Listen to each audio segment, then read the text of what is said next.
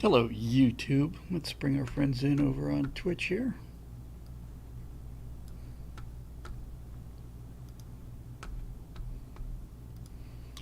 Hi, everybody. Welcome to Stress Free Lounge. I'm your host, Bill Whittle. It is the 20th of June, 2024. I will be about a 4-minute show tonight because I immediately have to head back out into my backyard and begin the annual sacrifices necessary to make sure that the sun begins its descent. Most people do that during the winter solstice in order to get the sun to come back up again, but I've always been a contrarian in that regard. Having grown up in Bermuda and Los Angeles and California, I make extensive sacrifices and nonstop prayers for the sun to begin its descent back down into the sky over the course of the year. So it's the longest day in the world in the year, tomorrow or tonight or whatever the case may be. Close enough, summer solstice. So there we go. Fiery Texas points out, notice he has the hair. Yes, this is still the Hawaii hair. This is the feral hair that I would be rocking if I still lived in California, in Florida rather. You'll all be pleased and relieved to know that shortly after our shoot on Tuesday of our regular right angle shows coming up, I will proceed to a undisclosed location where I will sit down in a chair and have extremely powerful chemicals applied to this kind of bird's nest, and that will beat it into submission. Usually I don't go this long, but you know. Sometimes you just have to. Hey, look at that! This always makes me so happy to see. From Cold Breath over on the YouTube side. Hey, hello, Bill. First time live event. Hello, Cold Breath. Cool name. Kind of like the sound of that. Hope everybody's doing well. So yeah, this is the pom pom look that I was blessed with. While Roadrunner just corrected me in a grammar Nazi kind of way. I just said that this is the longest day of the year coming up. He said, no, wrong. I'm assuming he's read that, kind of like Rainn Wilson. Wrong, incorrect. The day is still 86,400 seconds long. It's just the longest period of daylight, not the longest day. Well, aren't you a hair-splitting son of a bitch? You get the idea, though, generally. We're all friends here. Except for one of us now. Uh, so, in any event, Marisha Dark just said he or she, the facts are unknown on this one. Just finished a stream myself on my other channel, so congratulations for that. Thanks for pulling my audience. I really appreciate it. Can't tell you how much it means to me. So I got a bunch of fun things and cool things to talk about. In no particular order. I just, as we were firing up here for the Stratosphere Lounge show, caught a look at a YouTube video that says that the Blue Origin New Glenn rocket is starting to look like it might be an actual thing, and that they're giving some thought to launching it. It's a pretty good looking rocket, actually. They started out so far ahead of SpaceX because they had so much money, and then they've done essentially nothing. But I would like to see Blue Origin get in the game. I would like that very much. I'd like to see a number of people. Rocket Labs, Stoke, or is it Stoke? I think. Go man, go man, go man, go. The only people I don't want to see in the game are Boeing and NASA.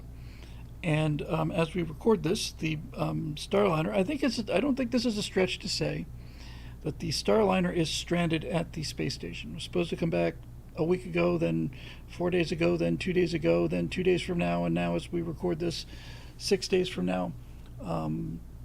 I just think that's, whatever the program costs, $4 billion, $8 billion, $10 billion, whatever. One launch to the space station in one capsule, and then I think at that point you just call it a day. I would urge President Trump, should he be reelected, which I think is more likely every day despite what we saw in 2020, that NASA be constitutionally, not constitutionally, because NASA doesn't belong in the Constitution. There is no National Space Administration, Aeronautics and Space Administration in the Constitution. However, I think that NASA ought to be legislatively prohibited from manned spaceflight from this point forward. I think they should have absolutely nothing to do with it. I really, really believe it. And And this uh, and we're not going to be on space or tech very long. That's a much more interesting stuff to talk about. Um, and and this idea that the Artemis program is a program that's run by the government, and it's essentially going to fly to the moon, and then it's going to land using a starship. That's not that's not a program. That's a label. Why don't you just, if you're going to use the starship to land on the moon, if you're going to land this gigantic rocket on its tail on the moon, just like Tintin, and my biggest concern, of course, about that giant rocket sitting on its tail like that is that what happens if a big wind comes up and it blows over? That's a serious concern.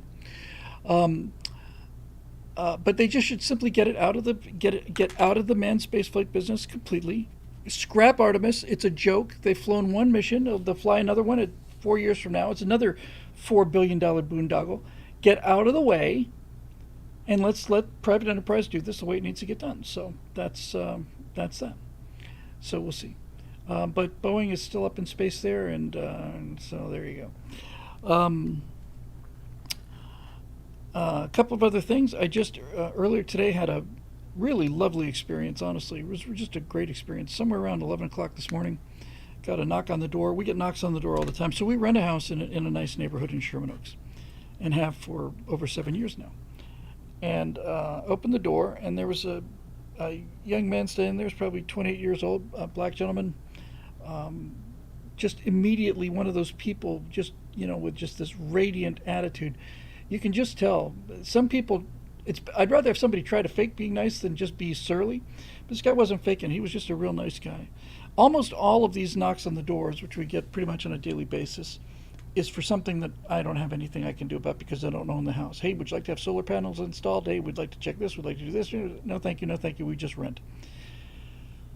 But this young man came up to the door and said, "Good morning. My name is Devon and Davon, I think, and I'm in the neighborhood washing a bunch of windows with a power washer. I've done 4 in the neighborhood here already today, and offering a special. And normally we charge this, but today I'm only charging 2/3 of that. And I was wondering if you'd be interested." And I just liked the guy so much that I just said, "Hang on a second. Let me have a chat with my wife about this." And I said, "Look, I want to do this. The windows, need cleaning from the outside. The air in Los Angeles, despite being enormously cleaner than it used to be, still has a lot of particulates in it. So you get dirty sills and window panes outside. But the price was right, and I just liked the guy a lot. So I said, "Yeah, okay, you know what? Let's do that." And so he started. He said, "I'll have to do a quick estimate for a house just down the street, and I'll be right back." And so he came back, and he hooked up his backpack, and he had just a brush, professional outfit, a brush with water that was coming out of the thing. He said, "We purify the water before we put it on there, so we don't get runs and streaks and stuff." And he went all the way around the house and cleaned all the windows. And it took him. I thought he said it might take 90 minutes. It took him pretty nearly 3.5 hours. Removed all the screens, scrubbed those windows down, put the screens back up again. Did a first-class job. Brought a lot of extra light into the house, and he went at least twice as long as he thought he was going to. And he said, "I'm very sorry it took so long. The job was a little bigger than I thought, but obviously it was a fixed-rate job, so here we go." And I got the Zelle thing, and I gave him a $50 tip, and he said, "Thank you very much." And as he was leaving, he said, "I'd like to say I'll come back and hopefully see you in a year or two, but I don't think I'll be doing this." I said, "Oh, really? What do you plan to do?" He said, "Well, I'm hoping to get my real estate license. I've been studying for it, so I'm ready to take the test, but I need, it's recommended that you have 6 months of income in the bank before you venture into real estate, because it takes a while to get established. And real estate is my passion, and I've always wanted to do it. And I think another 2-3 months of doing the window pressure washing probably put enough money in the bank for me to be able to get on with that license." And I said, I just looked him right in the eye and just said, "Listen, I've been around, even when I was a limo driver here. I've spent the last 40, 45 years around some of the top executives in the world, and I grew up under a top executive. And I said, I'm telling you this because you are guaranteed to succeed. Your attitude is superb. Your discipline, your integrity, your just everything about it, hard work ethic, all of it. You are going to write your own ticket. And I'm just very happy that you came by today. I'm pleased to meet you. Feel free to use me as a reference, and if there's anything I can do for you, just let me know. And he said, well, thank you very much. Picked up his pressure washing stuff and went away, and I was happy, and he was happy, and Natasha was happy. Everybody's happy. This is the kind of country I want to live in, and the whole. I mean, let me just go straight at this, okay? It wasn't like I wanted to see a black guy succeed. I wanted to see him succeed because his attitude was so extraordinary. He was just so genuinely pleasant, respectful, ambitious, enthusiastic, hardworking, and I just I just said again, here's yet another example of how all of this stuff is just being pushed down on us.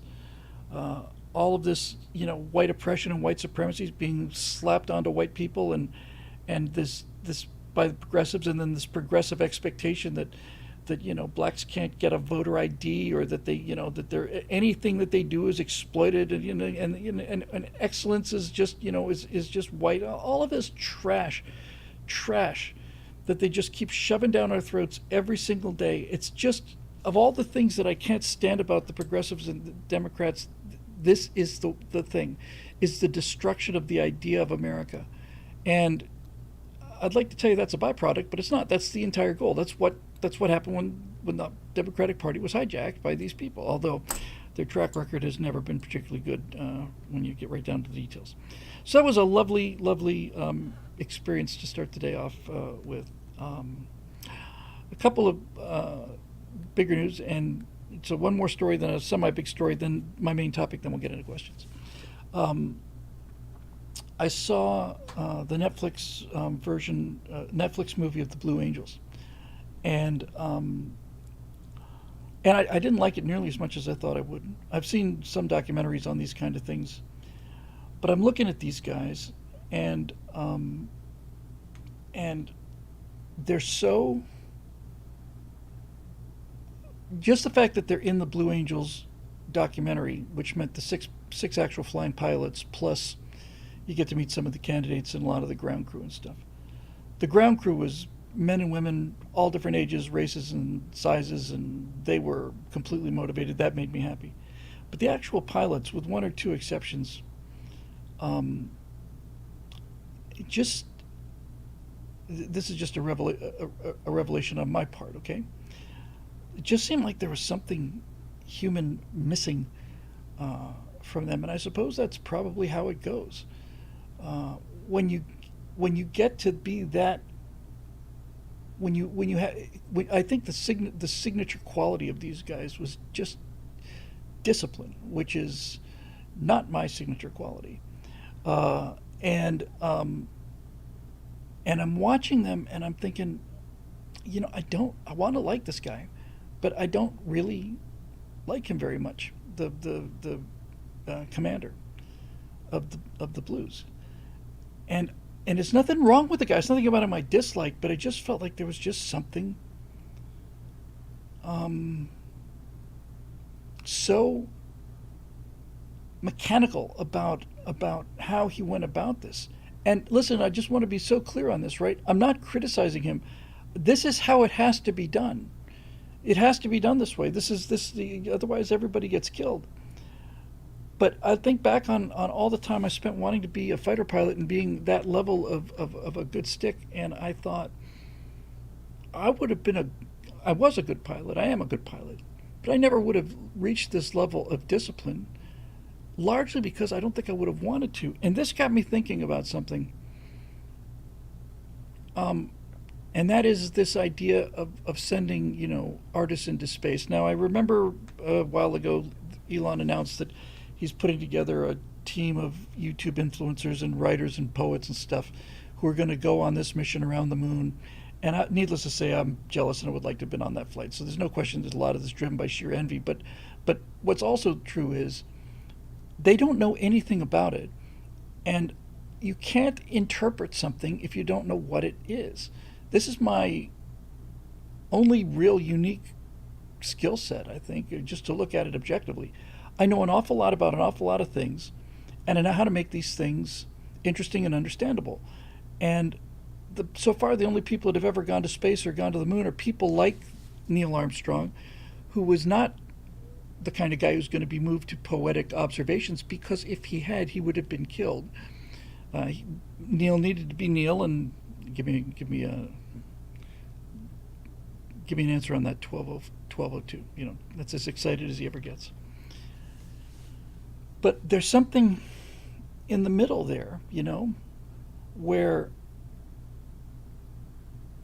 I experienced this when I put together the Dick Memorial video, version 1, which I have a week to get to version 2, and this time I'm not going to wait till the last minute. Well, I didn't wait till the last minute anyway. I was just overloaded and overwhelmed. But in any event, it's one thing. I know enough about flying, and I know enough about history and war and all these things to know what the Misty pilots did. And I got a chance to talk to a bunch of the Misty pilots. And and if you don't know what Misty is, you'll find out soon enough. I'm not going to dive too deep into that right. Well, what the hell, I might as well. So during World War II, during Vietnam, Dick Rutan was a pilot in a special group called Fast Facts, Fast Forward Air Controllers, and the guys who would loiter over the jungle.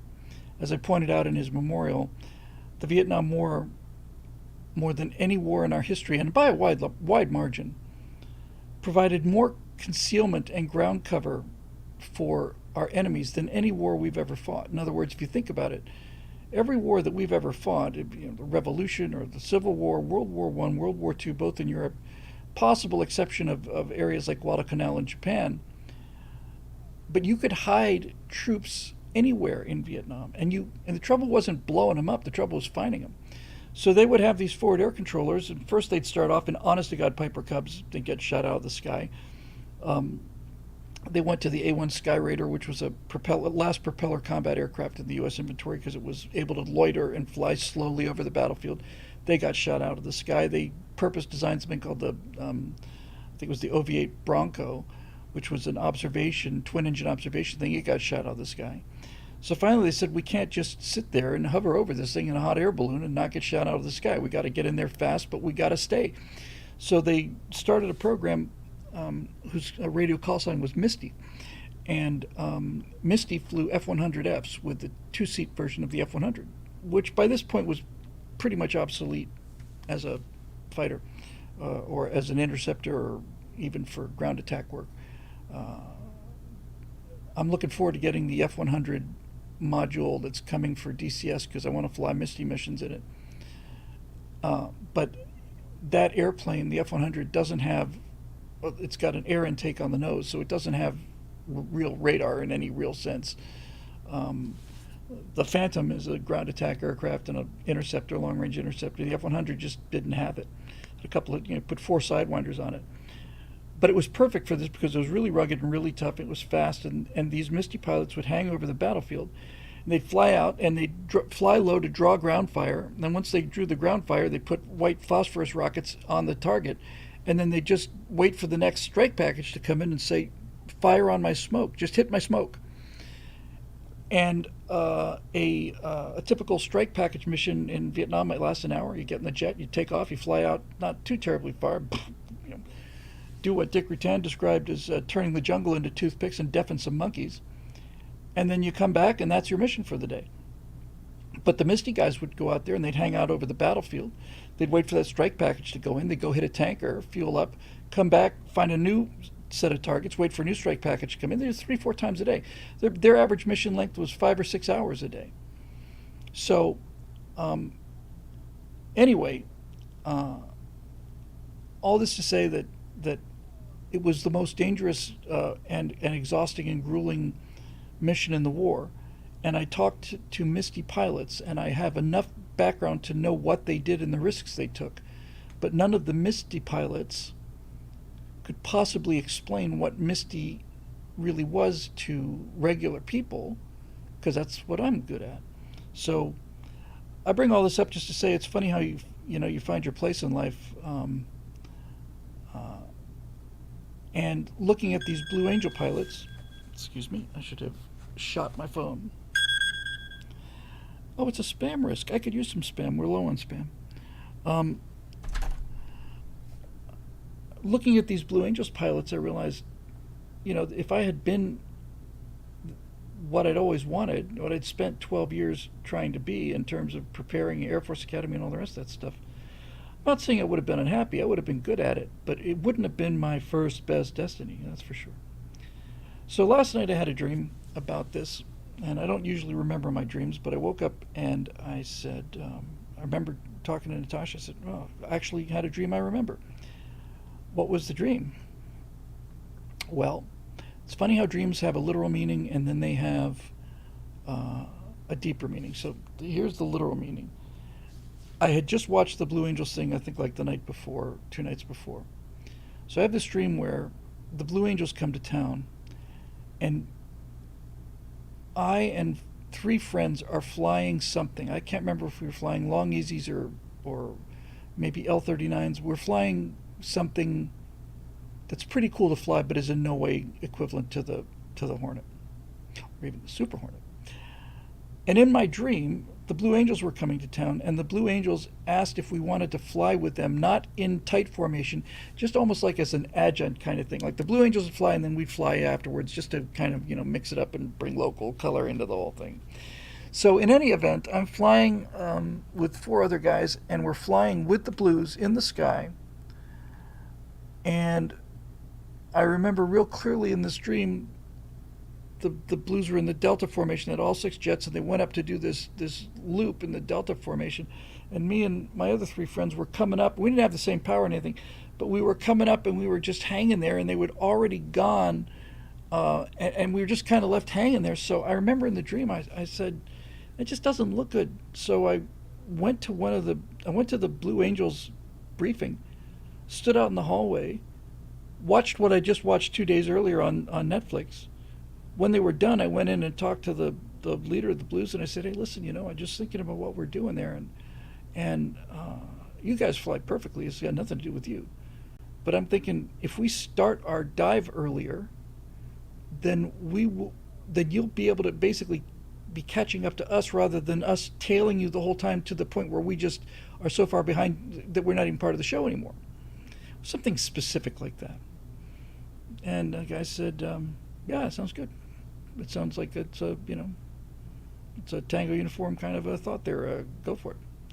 Then I went and talked to my other friends about this, and they all started getting really angry at me. How dare you go talk to this guy, And who do you think you are? You can't go in there and just start talking to the boss of the Blue Angels and telling him, how to fly. I said, I didn't tell him how to fly. I told him how we could fly better with him. And that was basically it. But then when I woke up, as I was waking up, I said, must get into DCS and be better at formation flying. That was my first thought. And I realized that's not what the dream is about at all. The dream is about being a better person. And I don't mean a better person morally, being more disciplined, more determined to be better. That's the thing I did get out of the Blues that I liked very much, the Blue Angels thing, was just the endless pursuit of perfection, the relentless pursuit of perfection, which you will never achieve.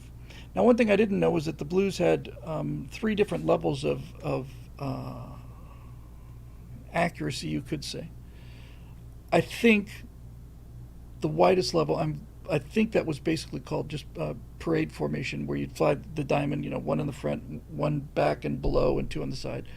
That was, I think it was just parade. Navy pilots will fly that close. They don't want to get that close. Then their next closest level is called blue and gold, where they tighten things up significantly so that the blue of the gold on the rails on the wing overlap the blue of the next guy's wing, up above. And then finally, you have something called Yankee formation, where the rails are in so close that the rails are actually over the Y in Navy. And so it's like closer, and then one that's honestly, the canopy rails they say they fly 18 inches apart. These guys were flying 3 inches, 4 inches apart. And I just remember thinking, I need to do that. I just need to be better at things. I need to be better with my time. I need to be better with execution. I just need to be better. And I want to be better. It's not like somebody's forcing me. This is a goal. I need the goal of improving that. I need to fly better, and that applies to everything. So there you go. So there's that. And then the one last thing, and we'll talk about this one thing that I thought was really fascinating, and then we'll do our questions. We talked before about this kind of lethargy and just lack of energy and constant tiredness and all the rest of the stuff. I had gone in to make an appointment with my doctor when I get back from Coeur d'Alene. I'd been some medication. I was retaining some water in my ankles and stuff, little some signs of edema there, and so I went to get scheduled with the cardiologist, and then my GP 2 days after we saw him died of a heart attack at age 60. I mentioned that, and everybody was very kind. So then I had to think, well, now we've got to go find a new GP, but got good news from Natasha, who connected me to Dr. Gold, who's a Russian doctor. And it turns out that Dr. Gold's practice was being taken over by another Russian doctor, a younger man. And so I didn't have to move all my records, didn't have to fill out all kinds of new forms. In fact, he basically just stepped into Dr. Gold's practice, and the same clinician was there, the same nurse clinician, who was just terrific. We just loved her. So we went in for that on Monday, and since I had had blood tests taken back on May 15th, and May 13th, and Dr. Gold, my old doctor, died on the 15th, so about a month later, I finally get the test results, and I'm looking through all this stuff, and it's looking pretty good. Every now and then you get little H for high or L for low out of the parameters, and the error, the I don't know if you want to call them error bars, but the high and low bars are usually crazy wide. But I got to the last page, and then something lit up, and it had to do with, I don't remember the name of the particular thing that it was testing for, but it was a thyroid test, and the parameters were something. I don't remember what the bottom end of the parameters were.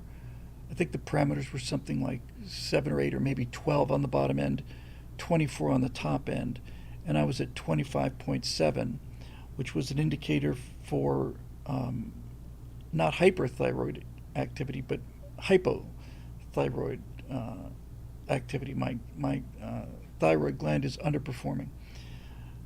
So I said, well, that's interesting. So while I'm waiting there in the doctor's office, I take a look at hypothyroidism, and what do I see?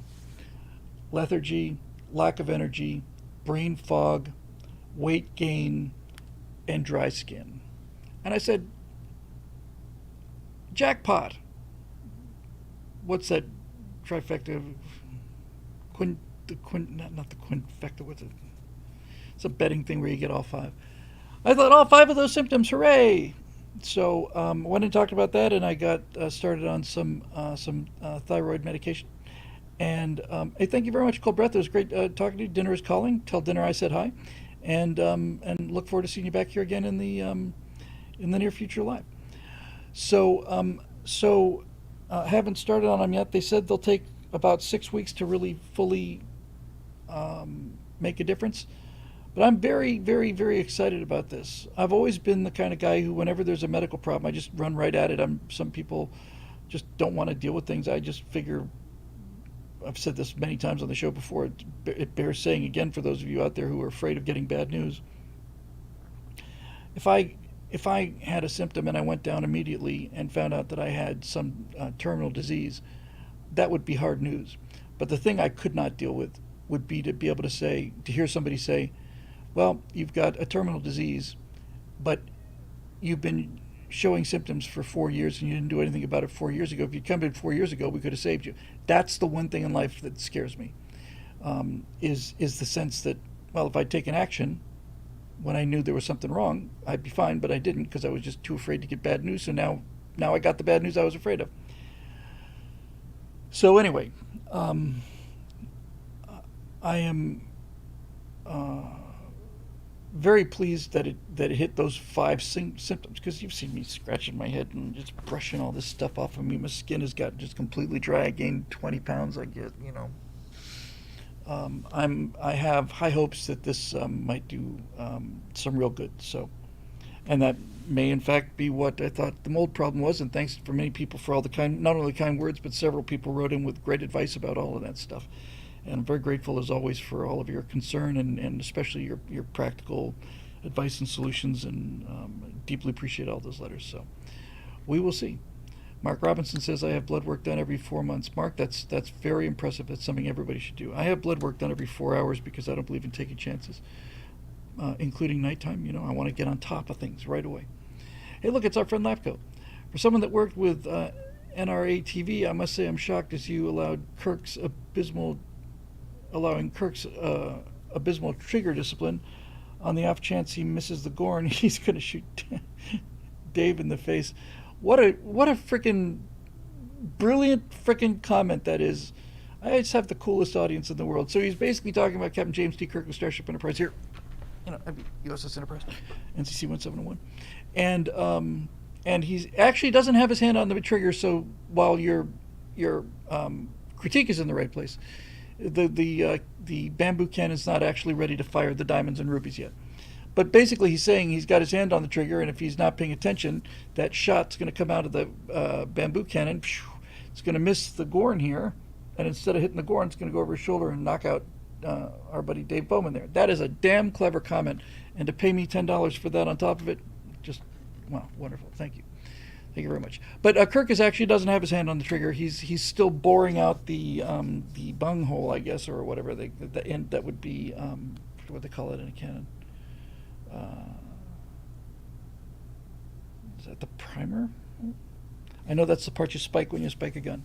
But in any event, yeah, he's still working on it, and the Gorn is advancing. But that's a damn clever thing to say. Powder hole, thank you. The bung hole, I imagine, is something that's in a barrel or something. We're going to leave that alone. So here's my big topic for the night. I mentioned deep thoughts on Facebook, and sorry about the late notice on Facebook, by the way. So there's a guy who's got a YouTube channel I like very much. I don't listen to a whole lot because it's a little dry and in depth, but his credibility is very high with me. I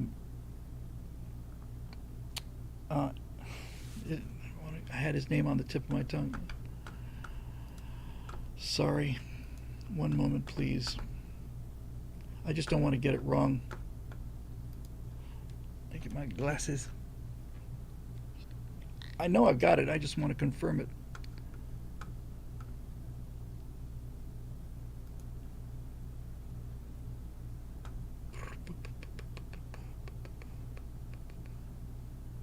Yes. Anton Petrov. So Anton Petrov runs a YouTube channel that deals with almost exclusively with astronomy. He's a great guy. He's like, hello, wonderful person. Wonderful, wonderful, wonderful YouTube channel. Wonderful guy. And Anton Petrov has got I cannot recommend his channel highly enough. And the thing I like about Anton is that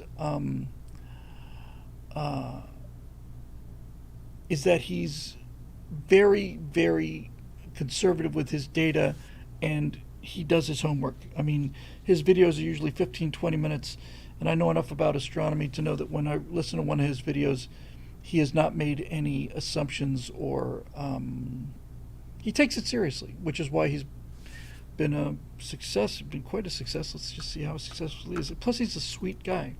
He's a sweet, sweet guy. He runs a really, really excellent channel. Cannot recommend it enough. Anton Petrov, and he has... Where did I put Anton? Ready? Oh, I didn't go to his page, that's why. He's got 1.32 million subscribers, and he's earned every single one of them, and I'm very proud of him and very pleased to see him succeed like that. It's a great channel. Okay. Castellan says Petrov is great, but so dry. Yeah, that's kind of where I was going with that. You kind of need to bring your own gravy if you're going to listen to Anton. But if you like this topic, it's just in-depth stuff, and he's just terrific. And he's just likable. I like him. 1.3 million viewers. He's earned every one of them. Now, stay with me here, kids. The reason I'm giving you Anton's bona fides is because his most recent video burned a hole in my brain, and I listened to it once and I got about 20% of it. I'm reminded of a story, true story in aviation, where a pilot of a DC-9 was transferring, making the move up to a 757 or something like that, DC-9 captain or something. And the DC-9 had what we call steam gauges, the mechanical gauges for altitude and airspeed, and most of them run on air pressure and things like this. And he was getting trained in the first of the glass cockpits, where all that information is displayed electronically. And it's quite a jump to make at first. And so the instructor pilot, who was instructing this experienced captain who's making the move from steam gauges to glass cockpit, said, "How you doing? You following along?" And the pilot said, "I feel like a dog watching TV." And I thought, yeah, man, that's exactly right. Oh, look, that's a dog. I feel like a dog watching TV. When I was listening to Anton talk about this, I knew enough about what he was talking about to go, holy crap. But in explaining it, I don't have the depth yet. I'm going to go deeper into this subject, but I can give you the dog watching TV view of what he's basically saying. Because we've talked so much about AI and artificial intelligence, artificial consciousness, whether or not self-awareness is possible, and so on. This was mind-boggling. So here's basically the report that he did a segment on a number of scientific papers. By the way, 2024 is going to prove to be the year when 21st century science smashed the living crap out of 20th century science. Already so many things have happened in 24 that have just shattered our views of like fundamentals in physics, fundamentals in astronomy, cosmology. Here's the case that Anton made based on these papers. He said there's something like 20 different functional definitions for consciousness, and many of them agree on one or 2 points. Some of them disagree on others. We're not talking about how to create consciousness now. We're talking about just how to define it. And it's practically impossible to define. I know that what we're doing now together here, the two of us, either in real time or as on a recording, involves our consciousness. But the second I say that I'm invoking your consciousness and start asking you to think about your own mind at work, you suddenly realize, wait a minute, what is going on? I'm making words, and I don't know how the sentences are going to end. Sometimes they might end in an exploding butterfly, who knows? And you're listening, and you don't know how they're going to end either, but clearly we're communicating, and clearly something's going on. So somebody had the clever, I think not just clever idea, but a brilliant, brilliant idea. To help understand human consciousness, they decided to look at what is unconsciousness. What makes us unconscious? And a physicist and a cosmologist and a philosopher had proposed a theory 25 or 30 years ago, and a recent follow-up paper was done by an anesthesiologist.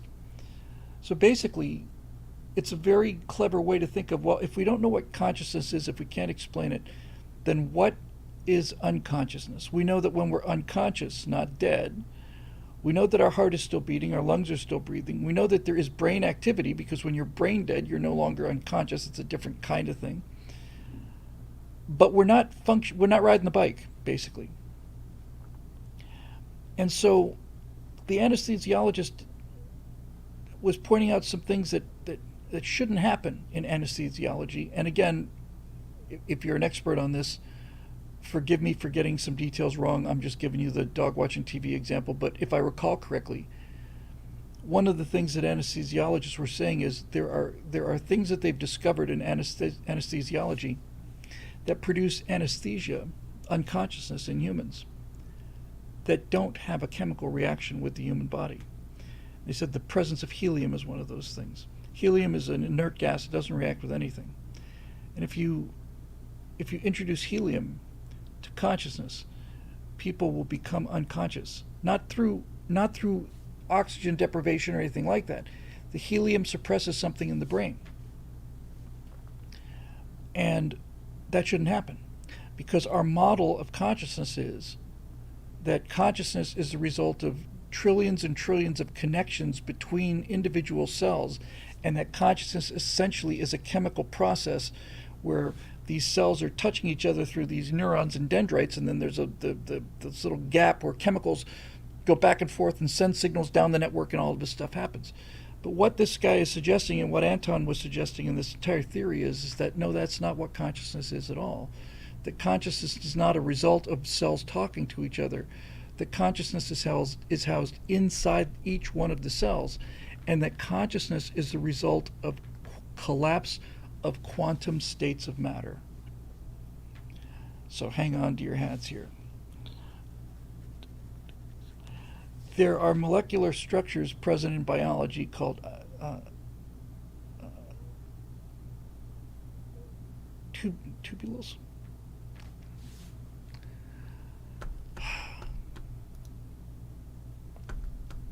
Hang on.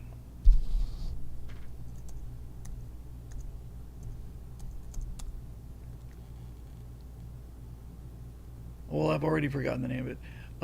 There are tubules. Yes, thank you, Marusha. I knew we'd have somebody smarter than me pick this up right away. Tubules. So these are essentially organic structures, and they're composed of proteins. And the proteins assemble themselves like a smokestack. They just form rings, and the rings get higher and higher and higher. The tube gets longer and longer and longer, but the tube is hollow. And more importantly, the structures of the protein on this tube are so regular that they're practically crystalline. So crystals are atoms that are arranged in such a regular, predictable fashion that they form into these matrices. And it turns out that there's something about these tubules that are extremely conducive to producing quantum field effects. And that things like gravity and so on have an effect on the collapse of quantum fields. And what this is the dog talking now, so I'm going to get much deeper into this, but what he's basically saying is proposing is that consciousness is a result of quantum field interactions that happen inside these tubules, and these tubules exist inside the cells. And so it's not just an exchange of chemicals between this enormous network, that it's not the network. It's happening inside the cell. And the result are being communicated from one cell to another through the familiar dendrites and and synapses and all the rest of it. But that the actual thinking, if you want to put it that way, exists inside each one of these cells as quantumly entangled events. And what they're saying is, now we all know, and this is going to light Marusha up, and that's all fine because this is a happy discussion among not only friends and equals, but people who agree to disagree or like to disagree about things, because it's fun to disagree about things, try to get to the truth. If this theory is correct, then the approach that they're using for artificial intelligence will never achieve consciousness, because consciousness is not a connections issue. The race for artificial intelligence is using language models and trees and all the rest of this stuff, lots of computing power, but basically it's looking at how these different trees branch out and then connect and reconnect and so on. But what this theory says is that no, it's not about the connections. It's about quantum effects that are happening inside the cell. And I thought, again, I don't know how I know that. It's got the ring of truth to it. And the reason it's got the ring of truth to it is because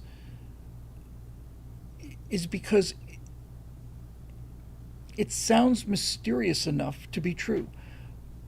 let's just backstep a little bit. I mentioned 2024. Up until earlier this year, the science was settled. Astronomers and cosmologists had followed the science, and they had reached the consensus, and the consensus was pretty much universal, and for good reason.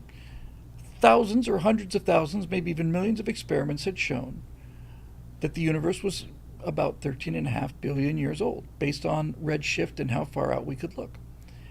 And then along comes the James Webb Telescope, which can see things further and has finer resolution, and starts producing results that don't make sense. Now, you would think, well, how do we know that the new James Webb stuff is not just screwy? Well, if the universe is 13.5 billion years old, and we look at the rate of expansion and we run the clock backwards, that's how we developed the Big Bang Theory. We just, well, look, everything's out there and everything's expanding. Okay, so what happened in the beginning? Well, let's measure the expansion. Now let's just run it backwards. Well, those two things don't match. The age and the rate don't match. And when we were sure that the age was 13.5 billion years old, we had to come up with something to explain why the rate didn't match the age. We were sure about the age, but the rate doesn't match. So there's got to be something missing. So during the last 30 years or 40 years, science has had to come up with band-aids, things like dark matter, dark energy. Dark matter is not just clouds of gas that are not being lit by starlight. They're forms of matter that are not baryonic. They're not stuff. It's something else. And some estimates said that something like 90% of the universe or whatever is dark matter, more than we can see. And we had to come up with these things because we had to find a way to explain the expansion rate to make it match 13.5 billion years old. Well, what some of these experiments and some of these images coming back from Webb are showing us is that structures that we thought could not possibly have formed, the farther something away is, the further in the past it is. If something is 15 or 13 billion light years away and we're looking at it, it's taken 13 billion years for that light to get to us, and that is the horizon. There's nothing beyond that. Well, Webb discovered things and structures that were much bigger and much more complex than they could possibly have been if they were only a few tens of millions of years old. If the Big Bang started 13.5 billion years ago, these structures should have taken billions of years to develop, but they only took tens of millions of years, and that doesn't make any sense. But what the James Webb Space Telescope is showing us consistently now is that there are structures that are bigger than should exist, they're further away than should exist, and that we're beginning to believe that I think this is the cause of it, is that the speed of light has changed. And so while what we see is consistent with the speed of light of 286,262 miles per second, the speed of light has changed, and so they think now, on the edge of this cosmology, the universe is not 13.5 billion years old, it's 26 billion years old. And if it's 26 billion years old, then you no longer need dark energy, dark matter. All of these band-aids go away.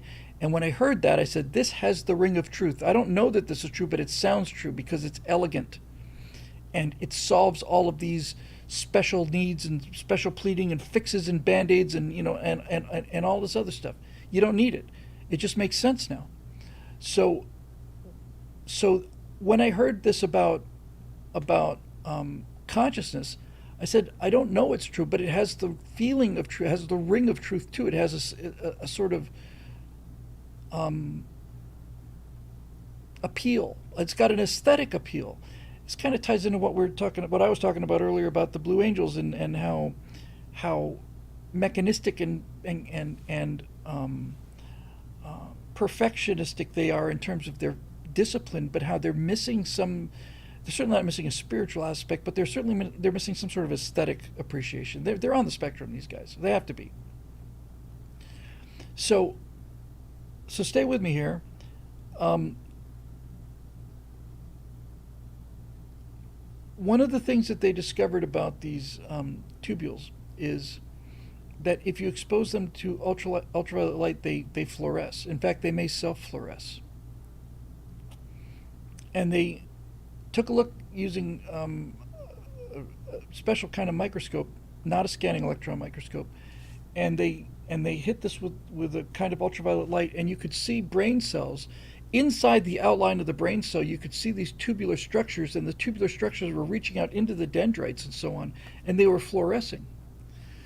And they say that these things weren't really, the importance and the prevalence of them, they're everywhere, weren't discovered because I just read offhand, I just saw a comment somebody made on the video saying that scanning electron microscopes actually melt these things. The smallest things we can see are so small that the frequency of light is too small to resolve them. So a scanning electron microscope just shoots a beam of electrons at something and just scans it across the surface. And that's much more precise resolution than you can get with the best optical microscopes. So we can see things very, very, very, very small with scanning electron microscopes, but somebody said that the process of scanning them with electrons essentially collapses these tubules. And that these now it's time to really sit down. The guy said that the presence of various elements like helium or whatever affect the frequency of vibration of these tubules. And now, all of a sudden, there's a world where it is possible, where all of the hippy-dippy, New Age people who knew nothing about science and who didn't even really know what they were talking about when they said, oh, it's like a different frequency, you know. I'm not talking about my wife. She's well educated on these issues on both sides of the equation. But a lot of people say, oh, wow, man, you know, it's just like a bad vibe or something. It turns out that language may be the only language that applies. That we may be talking about vibrations, frequencies, and the idea that this process of thinking generates light, because it seems to be the case experimentally, that it generates light, not just a chemical reaction, but actual light. I've always felt, look, the brain is slow compared to silicon computer, but even with all these trillions of connections, a chemical message has to go from one end of the brain to the other end of the brain. That's a fair distance to travel, considering how many neurons it's going to have to cross to access different parts of the brain. And if this is if consciousness is a quantum thing, then it's instantaneous, and that has a feeling of truth to it. And this is one of the things where this is just my personal. Everybody's got, well, not everybody, I guess, but many people have very, very similar moral and religious and spiritual beliefs and so on. And then there are, people that are just out in the middle of nowhere by themselves and so on. But for me personally, because everybody is somewhat unique in this, I find that the older I get, the more and more I get drawn away from a materialistic worldview, and the more and more I get drawn towards a creationistic worldview, where the improbability of something being purely accidental and materialistic simply becomes untenable to me rationally. Now, this is a segue into another deep thought. There's a number of people out there who are materialists, who are not only don't believe in God, but they abhor the belief that there might be a God or a creator. And you can find a significant number of these materialists who are now saying we live in a universe that is a simulation, that we are all a simulation. Elon Musk says the chance of our reality being a simulation is in the high 90%, he thinks. And the theory essentially behind that is once you have a civilization or a species capable of creating a simulation, it'll make a simulation. It'll make a bunch of simulations. And then it's just a question of having advanced computer power and better software. The simulation gets more and more and more advanced. Take flight simulators just as an example. I started on, not only did I actually, well, I don't know if I started on a flight simulator that goes so far back that it didn't even work on a computer. It wasn't even an electronic flight simulator. Stay with me here because there's a payoff for this. The first flight simulator I ever used, I want to say was called Red Baron, but I'm not sure. This was just before the advent of personal computers. And what this flight simulation did was, it was brilliant. It was really brilliant. You got two books. You handed one person a book, and one person's book was a Fokker D7, and the other person's book was a Sopwith Camel, I think. Okay? It's a dogfight that two players play. And you both go to page one of these flip books. And what you see are the two planes coming head on.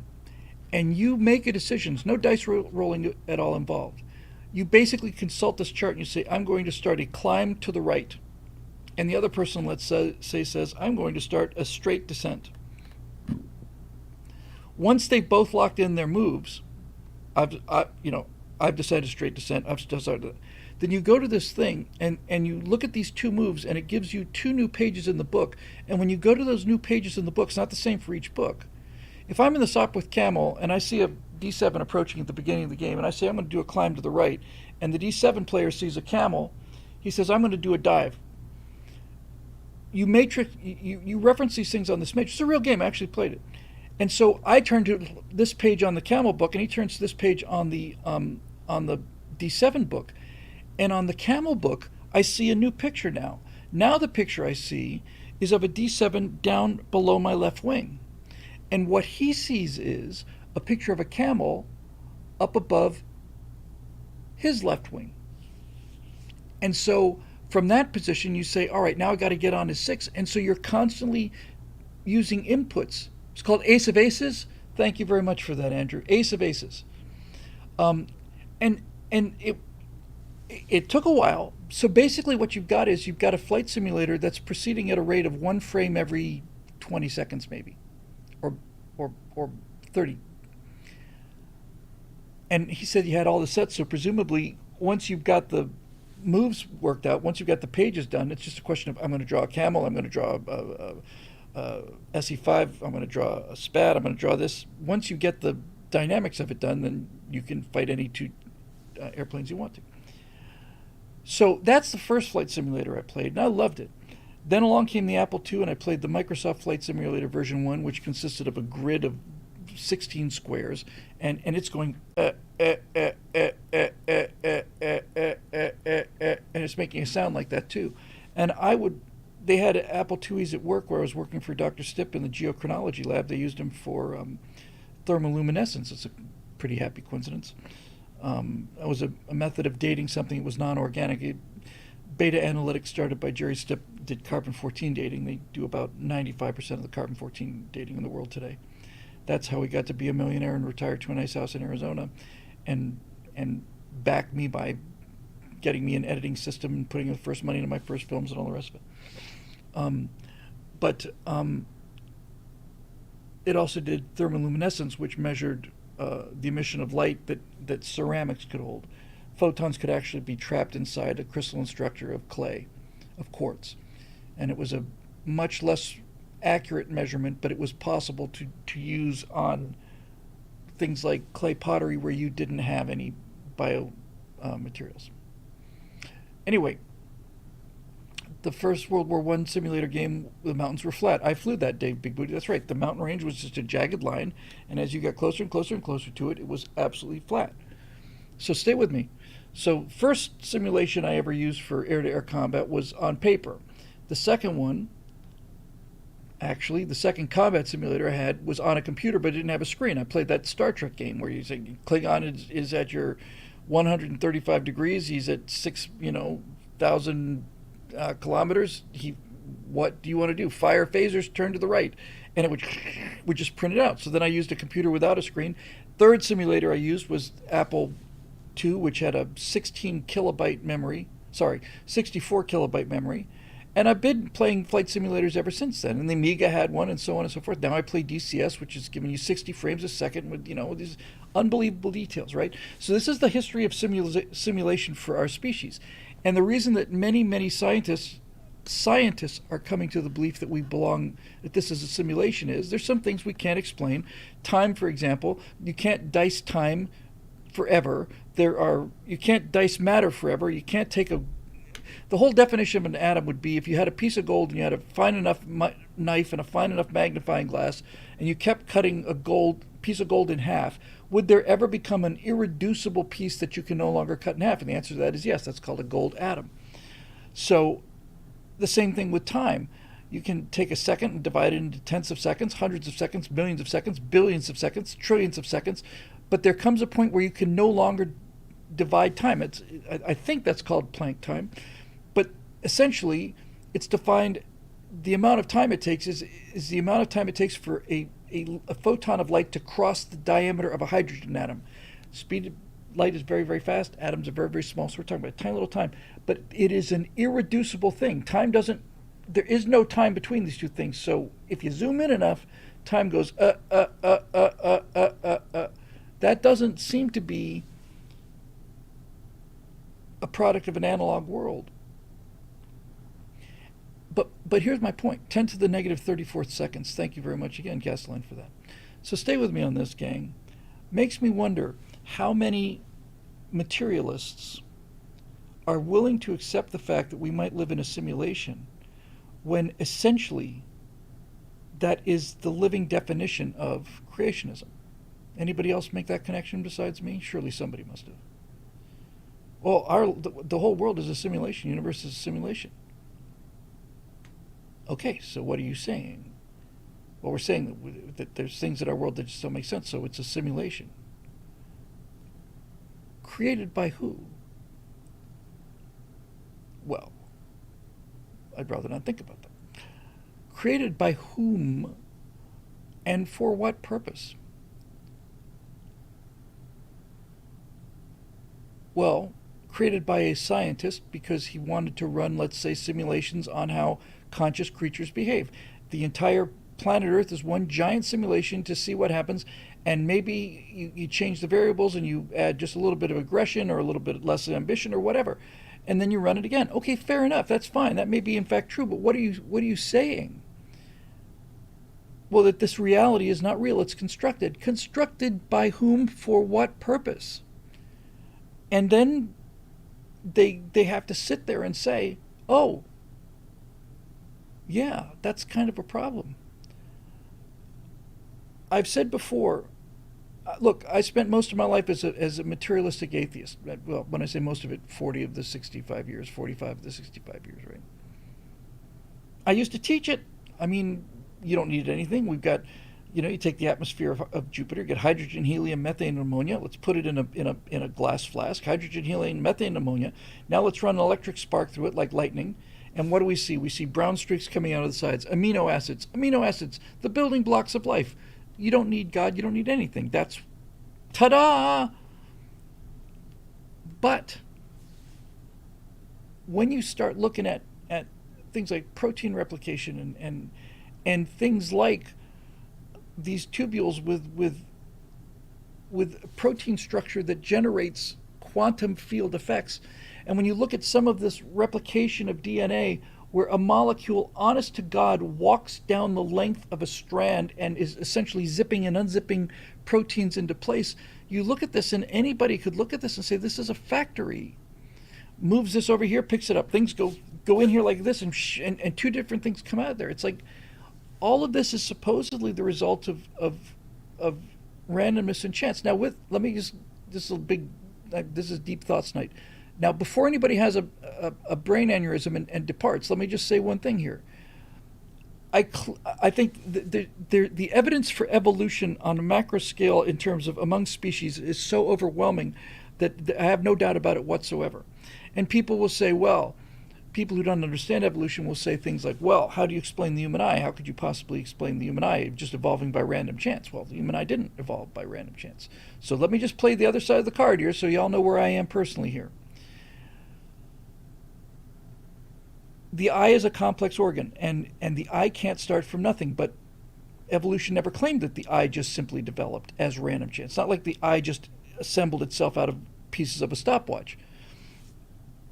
The history of the evolution of the eye is there's a patch of skin, there's a patch of cells on the side of an animal that are sensitive to light, and they can tell when it's light and dark. So if something moves in front of the light, it's aware that there's something else there. It's just light-sensitive cells, like it's no different than solar cells that you would have on a solar-powered, you know, lawn decoration or something. Okay, just sensitive to light, so that when something passed, a shadow would fall over that. It would detect a change in the level of light, and something's out there, so maybe it would move.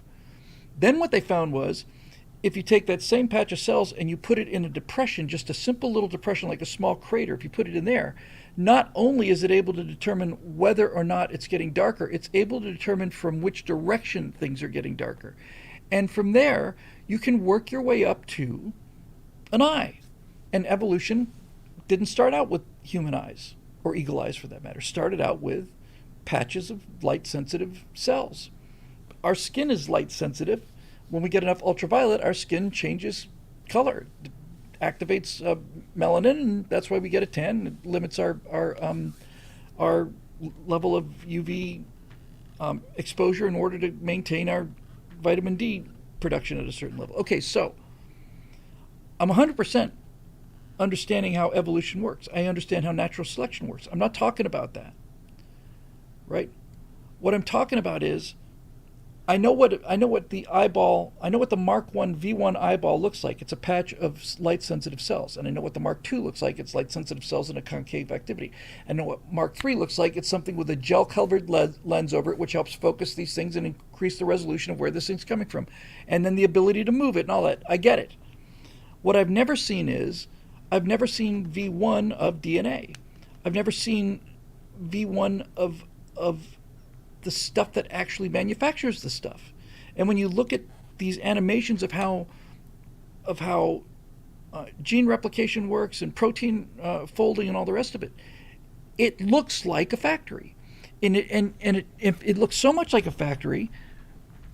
This is a 40-year-old scientific, humanist, atheist, materialist speaking here. I've got my bona fides in this field. I've shot down enough bad evolution and creation arguments to know what's a good one, what's not a good one. But when you start looking at this stuff and you say, well, what's the chance of this? And science comes back and says, well, the chance of it, random chance of it is 1 times 10 to the 300th power. See, that's fairly long odds. And they'll say, there's no question it's long odds. But the fact that we're here means that those odds had to have hit. Your chance of winning the lottery is essentially so close to zero that it's zero. But still, somebody wins the lottery every week, right? That's the argument. We just happen to have won the lottery. This is the scientific materialist argument. We just happen to have won the lottery, and the evidence that we won the lottery is the fact that we're here. But when you start getting into your theory depending on hitting a 10 to the 300th power odd, then you have to start asking yourself whether or not that theory is in fact the most likely theory. This is the process I've been going through. I'm not proselytizing for it. I'm not trying to convince anybody of anything, not trying to change anybody's mind, just telling you what I've been thinking about. When you start looking at the kind of unlikelihood of all of this, you have to start asking yourself, if my theory is saying that I need to hit a 1 times 10 to the 300th chance, then maybe there's a better way to explain this. And now we get down to the emotional part of it, which is the most important part.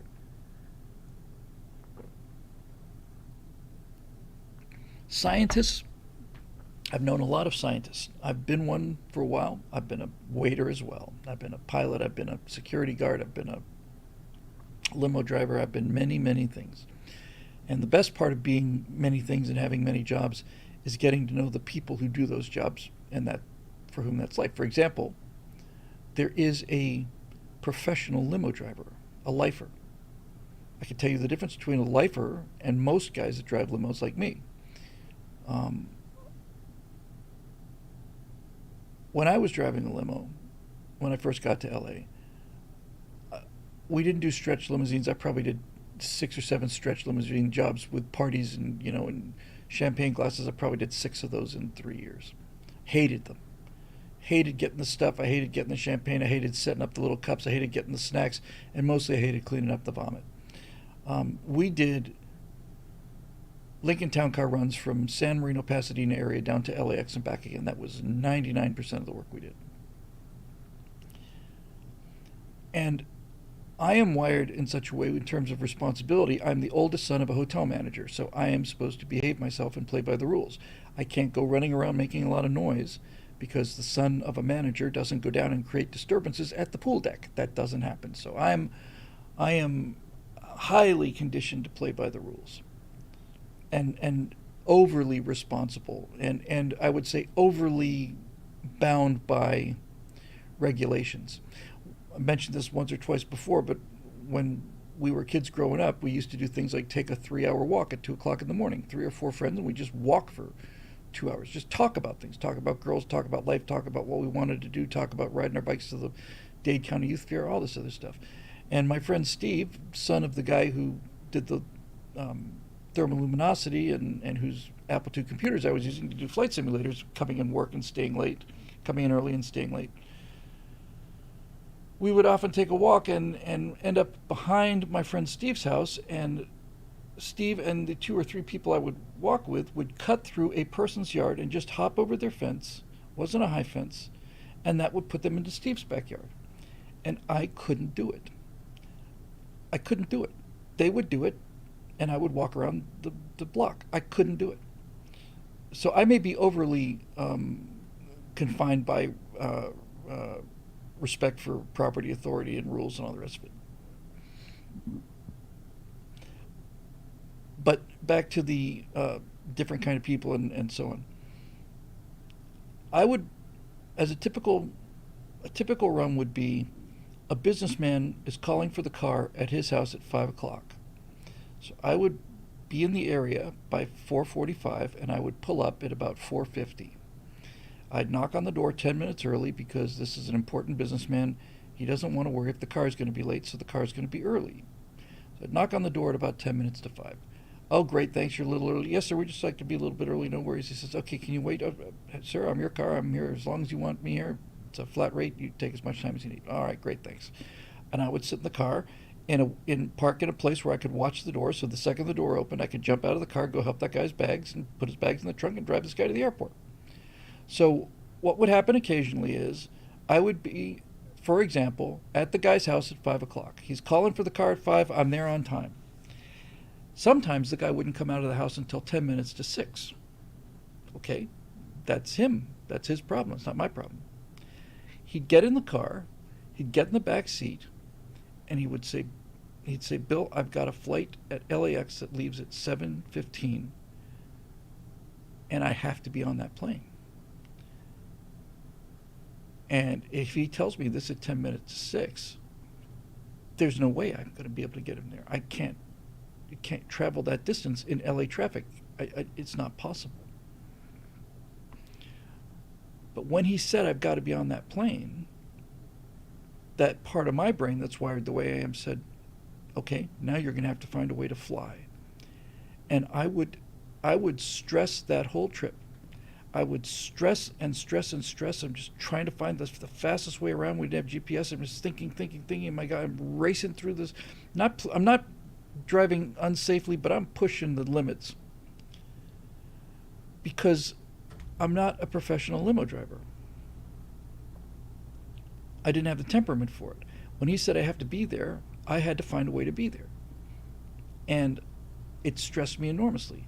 A professional limo driver, of which there were many, almost all of them were older, would be in that exact same situation. He got there at 5, the guy would come out at 10 minutes to 6. He'd say, Leo, I need to be at the airport at 7:15. I have to be on that plane. And Leo would say, yes, sir, we'll do the very best we possibly can. And then Leo would drive him to the airport because Leo, as a professional limousine driver, knew that it wasn't his problem. Being there on time was his problem, and finding your way through traffic competently was his problem. But it's not his problem if this guy comes out of his house 50 minutes later than he needs to be. It's not Leo's airplane. It's not Leo's daughter that's dying. Leo would simply drive the guy to the airport, and he would not assume the responsibility for this because he's a professional limo driver, and I wasn't. I was a professional dweeb. And so you get to meet all different kinds of people and know what their personality types are. And and I've worked with a lot of scientists, and I know what drives them, and I know what kind of people they are too. And they're consumed by this desire to understand things, and that's why we're talking to each other now, because scientists are some of the best people we produce in terms of a species. But scientists have a very, very, very large blind spot. Almost all of them. There's a couple that I've met that don't, but virtually all of them have the same kind of blind spot that I had as a limo driver. Like, this is my problem to get this guy there. It's not your problem. The blind spot that scientists have is they have a burning need to understand things, and that's good. That's what drives them and motivates them. But in order to do the work that they do, they have to start out with the belief that the world is understandable. I just have to stop briefly from Gerard Sainsbury, who's just sent a super chat that said Biden Fetterman 2024. It's a no-brainer. That's very, very clever. So stay with me here. Thank you for that, by the way. So scientists are driven to understand things, and they won't become scientists if they don't believe that something is understandable. They may be trying to understand something that is so difficult and so obscured by it's just plain so hard to understand, but they have to believe it's understandable, or else they couldn't do their job. And we've achieved miracles as a result of this belief.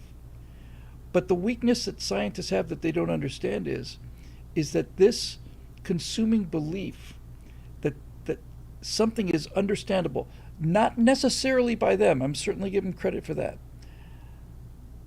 They may say, I want to find out X, and I'm going to dedicate my life to finding out X. And I may not find X, but I'm going to help in the search for finding out X.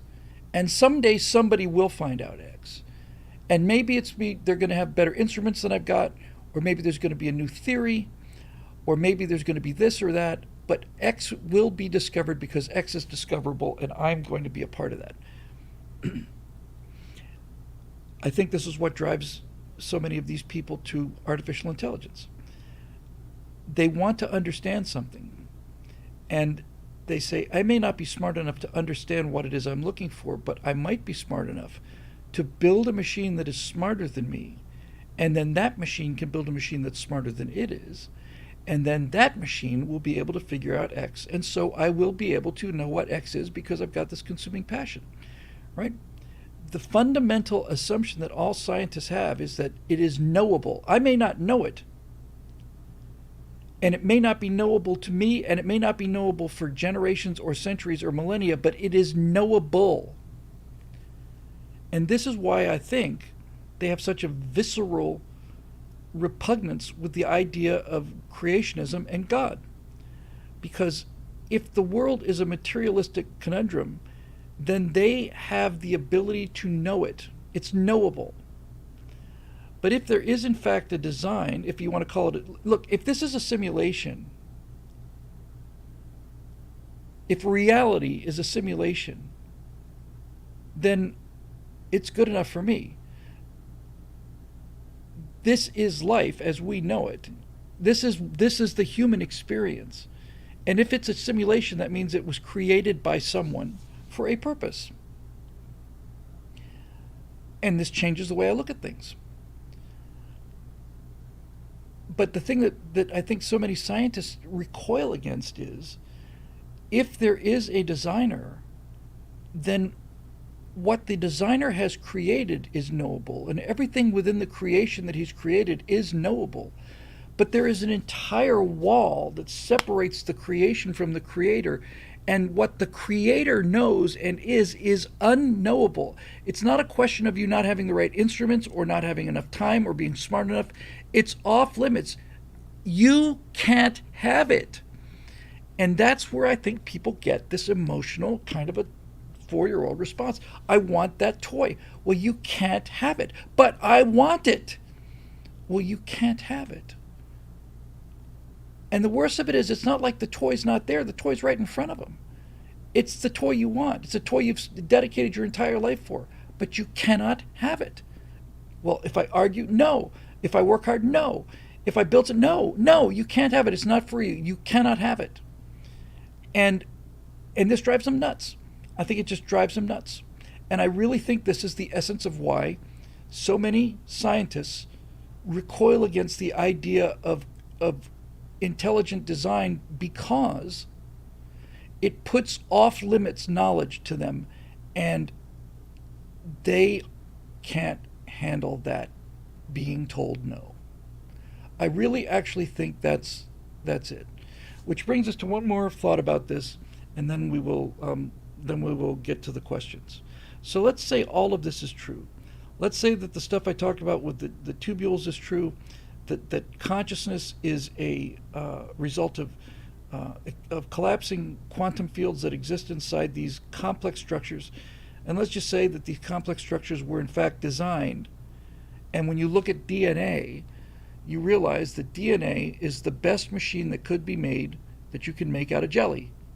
Just like the human eye is a remarkable achievement, but as a camera, it's pathetic. The center of focus is only this it. You know, we only see certain colors in the spectrum. You know, we can't see. We don't have the resolution that eagles have or owls have. I mean, the eye is a really terrible, crummy, awful camera. It's made out of jelly. It's made out of water and goo. So if those are your tools, then it's pretty damn impressive. And when you look at how gene replication works on that level, you think, well, it's a little primitive. But then again, it's like, well, you're not building it out of titanium. You're building it out of soup, out of palm scum. This is the building materials you've got. Goo. Build me something out of goo.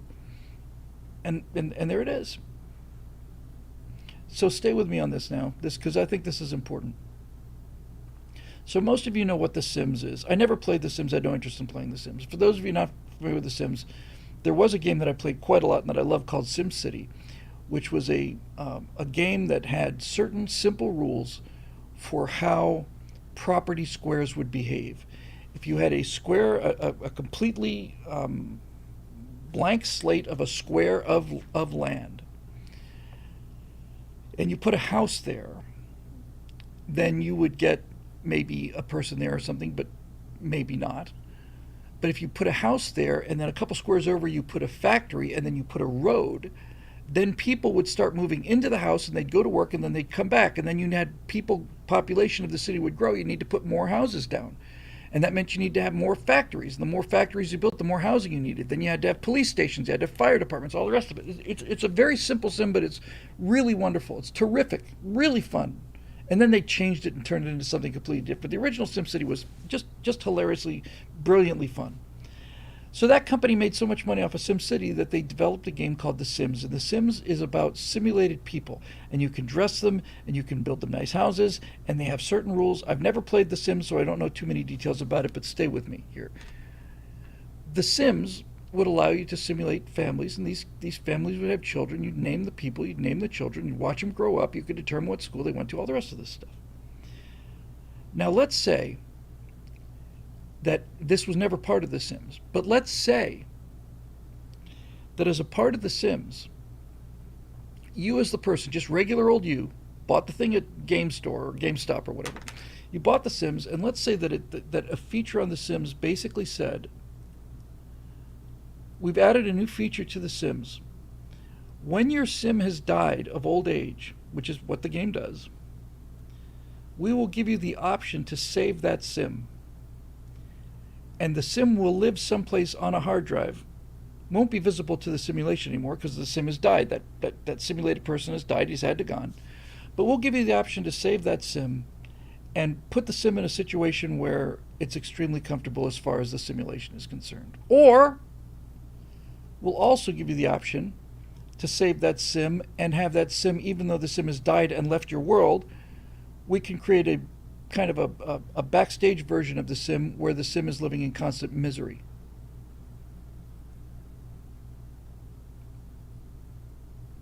In other words, when the sim dies in your SimCity world, or your Sims world, The Sims, a person grows old in front of your eyes and you help do what you did with it, and that sim grows old and dies. We're going to add a feature to version 19 of the game that basically says that the sim and everything that the sim accomplished can't be in this world anymore, and it's not going to go live in another sim world. We're just going to put it on a hard drive someplace, and we're going to save it. We're going to save it, and we're going to also determine that the things that made the sim happy in the sim world, we're going to make those reproduce those conditions on the hard drive, so that the sim essentially lives forever happily ever after, or the sim lives forever in a state of constant misery. It's constantly hungry, let's say. So my question to you is, as a human being now, just as a person, if you're playing The Sims and you're watching these simulated humans grow up and go to school and have fights and get divorced and all the rest of it, and at the time when these Sims die, a little command prompt comes up and says, "Would you like to save the Sim? Yes or no?" Well, if it was a Sim that you liked and spent some time on, you'd probably say yes. And if the second thing, if you said yes, if you say no, it's gone. It's just gone, oblivion. But if the thing at the end of it said, "So and so has died. Would you like to save the Sim? Yes or no?" Yes. Okay. Would you like the Sim to be forever happy or forever sad? Happy or sad? Pick one. Why would you not? Right? Why would you not say yes? Why would you not say yes? This is an avatar of mine. Think of it this way. When you have a role-playing game, this is a better way to think about it, mostly because I'm not as familiar with The Sims as I should be to make this analogy, but take a role-playing game. In a role-playing game, you have a character, and the character just starts out as a series of numbers, right? You just roll the dice. He's this strong, he's this smart, he's this educated, this agile, he's got this kind of constitution. And then you start playing this character on a bunch of adventures. And the more adventures you play the character to, the more attached you become to that fictional character. This is my dwarf, this is my warrior, this is my mage, this is my whatever. And this mage has been through all these other things. And then let's say you've been playing this game for 5 years, and then something happens and a dice roll comes up and your wizard or whatever is killed. You feel a sense of loss. You can generate a new character and you can keep playing Dungeons and Dragons, but the experiences that you had with that character are gone now because you rolled the 20 and a character's dead. I've had this experience, and millions of players of role-playing games have had that, where you lose a character that you've been through a lot and you want to fudge the rules. Like, can we roll this again? If you've got a good game master, they'll say no. If you got a bad game master, they'll say yes, and they say bad game master because then you know you'll never really die and all of the thrill goes out of it. No, you went into this room and you didn't see this and it bit you and you died. But I've had this character for 11 years. I know, I was there for all of it. He's gone now. You have to pick a new character. I don't want to pick a new character. Well, your character is dead. Those are the rules. You get attached to these things. So if you had the ability to say, okay, that character that I spent so much time with is gone out of the game now, would you like to save this character? Or do you want it just to be just gone? Would you like to save it so you can go back and visit it again? It can't come back to the game. It's dead. Would you like to save it? Would you like to check in on it, see how it's doing on the hard drive, that kind of thing? I would say yes, I would like to save it. And then if it's a character I liked and was attached to, would you say, would you like this character to be happy or sad in the afterworld? I like it to be happy. I grew emotionally attached to it.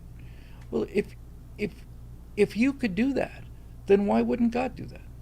If this is a simulation that we live in, and there is in fact a creator of the simulation and a game master who has the ability to create this world and everything in it, he certainly has the ability to put in save points along the course of this simulation.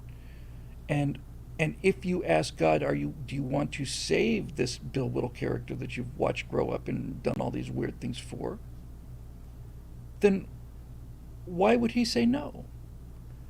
And if I'm no longer in the sim, but the essence of me, all of my decisions, all of the experiences that God and I had together that created me, that turned me into who I am, if God's got a button to push, yes or no, do you want to save Bill, yes or no, kind of a capricious bastard would he be to say no?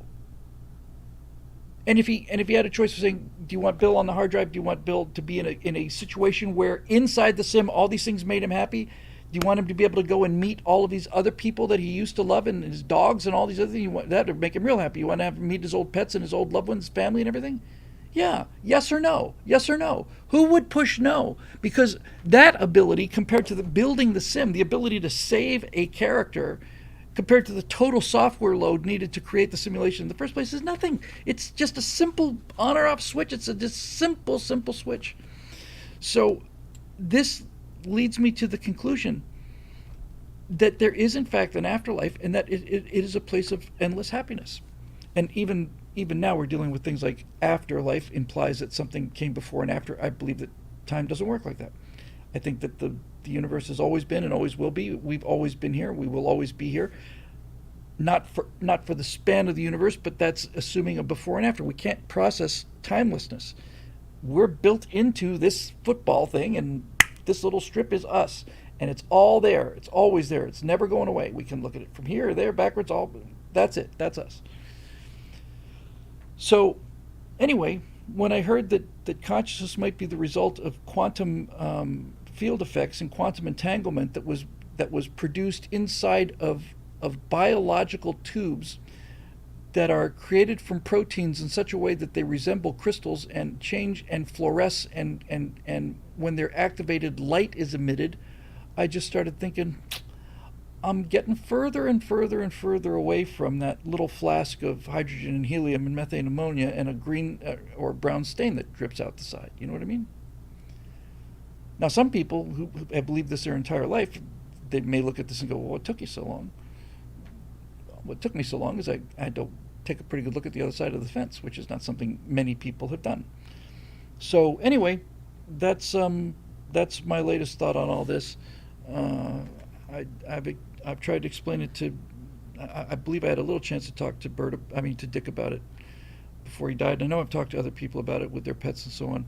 I've had loved ones in my life and animals that I loved and things like that, and I miss them very much. And I understand I don't have access to them, but I also understand that this moment right now, the one that just left, was real at the moment I said it 10 seconds ago. But for example, my cat Pismo died a couple, 3 years ago, and he was real at the time. He didn't become unreal because the thing that I just said at the beginning of the sentence is also unreal now. It's recorded, I believe. I believe it's recorded. I think it's all recorded. And I think we're the needle that moves down the record groove. And all we know is the needle is what the vibration is we're playing right now. Oh, look, it's a Sinatra. Lucky us, it's a Sinatra record.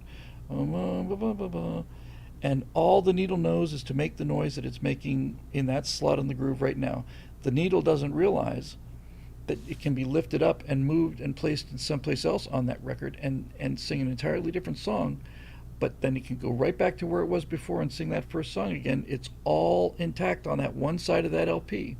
And let's not forget that those different tracks and grooves are essentially one line. I mean, an LP is a single line that is spiraled for the sake of saving space, but essentially you unpeel an LP and you've got one long series of grooves, and the needle moves down that groove, and if you put the needle back at the beginning it'll do it again, and you put it back at the beginning it'll do it again. The needle has no way of knowing how many times it's played that song. The needle has no way of knowing that it can be lifted up from where up.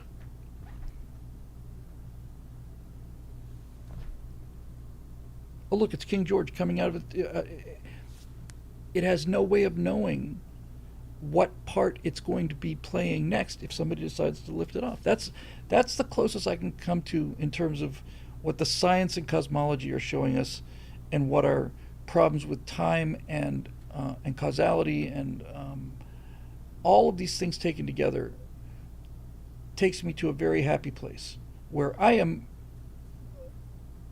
And by the way, I also understand, and I'm not afraid of, this is the last thing I'll say on this subject, I am not afraid of the argument that materialists will make, and that is that all of this is justification because of your fear of death. I'm not afraid of dying. I'm not, and I haven't been for 30 years. So this is not a question of me not being willing to face the idea of my demise. I think about my demise frequently. I don't obsess about it, but I think about it fairly frequently. I just want to do it well when the time comes. That's all. I want to do it as well as Dick did it. I want to be able to say I had a bad night last night. I'm not going through this again. Dick Rutan was getting 40 liters of oxygen a minute in his final days. His lungs were in such bad shape as a joke, because he would joke because he's a man of great courage and a man of great concern. He loved other people. He didn't want them to be uncomfortable in his presence. When you would walk in the hospital with Dick, the first thing he would do is he would take these oxygen cannulas, which normally just essentially diffuses oxygen, just so you get a more oxygen-rich breath, right? You're getting pure oxygen. Dick would, for a second, he'd pull these things out and hold it here, and his hair would. That's how much they were forcing oxygen in to keep him alive. And so Dick had a real bad night. He wanted to wait a couple more days so that more friends and people could come up and say goodbye. But he'd had a real bad night on the night of May 2nd. And he was gasping for air, woke up several times, just having very difficult time breathing. And then on the 3rd of May, Dick called all of his friends who were in town he said, "I'm pulling the chocks."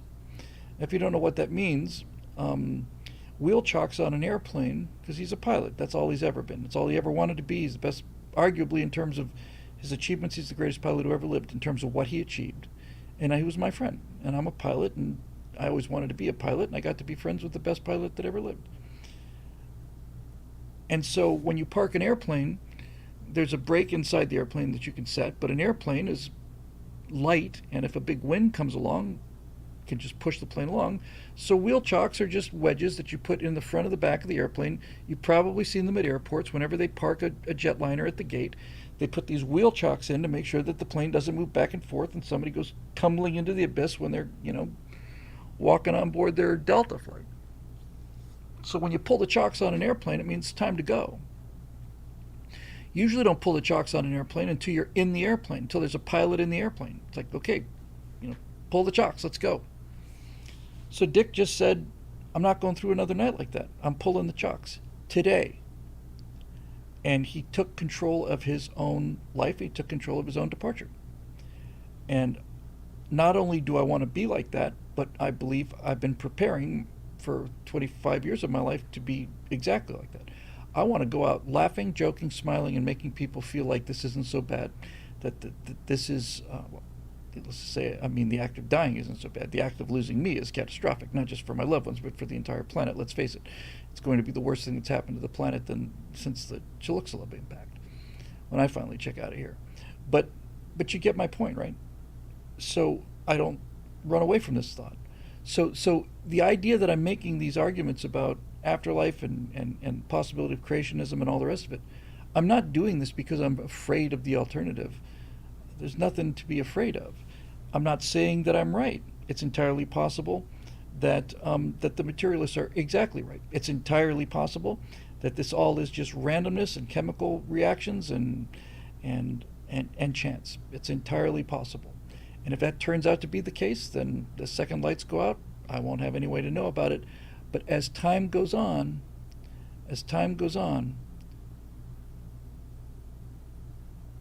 I become more and more convinced that that is not, in fact, the state of things.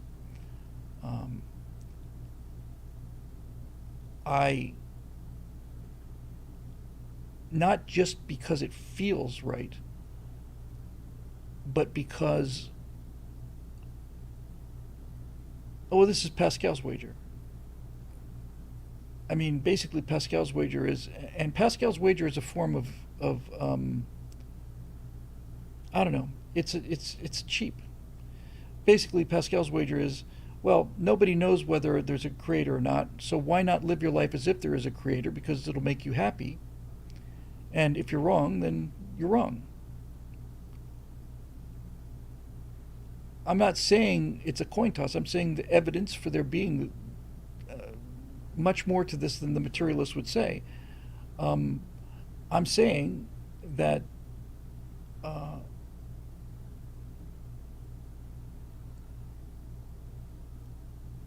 that there seems to be a great deal of evidence for it. And when you come back to it, when it's really all over, and you look at it, I want to believe that I'm going to be reunited with my loved ones And I want to believe that I'm going to be reunited with my loved ones and live happily ever after, where we'll all be in our very best bodies. And materialists will say that's just wishful thinking. And I guard against wishful thinking, magical thinking. But the more I think about it, the more I realize that if I had created this thing called Bill, or created the simulation that generated Bill, and I had a choice that said, do you wish to save your work, yes or no? I'd click the yes. And do you want your character to be happy, yes or no? I'd click the yes on that too. Not a lot of effort, really. And I'm just a tree ape, a ground ape. You know, you'd like to think that an intelligence with the ability to create something like this would have the wisdom and the insight to realize, I'm going to save everything. I'm going to love everything. You know, I'm not for a second trying to mitigate what Adolf Hitler did. As an example, just might as well just go straight to the source, right? But there were things that made Adolf Hitler Adolf Hitler. Primarily his father, Alois, and I don't believe that Hitler deserves to have the same, because I do believe that there's such a thing as deserves and moral choice and character and all these things. But it served its purpose. He served its purpose as well. And if his purpose was to point out to the rest of us just how awful things could be and how awful we could be, well then, you know, there you go. I got my Lapco 92 1 2 3 question in there. You see, now I've realized that Lapco hasn't realized, but I've realized that once I look at that DVD, then there's nothing to talk about any longer on the Stratosphere Lounge Show. And I think I'm pretty much done here. I don't think there's anything else I can add to this that'll make it any more interesting, but there's a lot I could add, make it less interesting. So before we go to questions, let me just thank once again John Eden for a $99 super chat with nothing attached to it, just here, have some money. John, thank you very much. That's very, very, very generous of you and very kind, and it means the world to me. Grand Wizard Noticer with a $2 super chat said, Bill, put your movie ideas out as graphic novels. It's not a bad idea. And another one from John Weimer saying, a huge fan with a $20 super chat. And then there's a Lapco 92 again getting on me about 1 2 3. Let me just say one thing about this to John especially, you know, and to all of you. Well, I'm a huge fan, you know. Let me just talk about that, being a huge fan, because I've been talking about this since I started doing Eject. I deeply appreciate the sentiment. It means the world to me. But I just want to say this. There's nothing that I say or do that you don't already believe or understand. I can help clarify things. I didn't write this stuff and I didn't come up with it. I am not the painter. I'm a photographer. I didn't create these ideas. I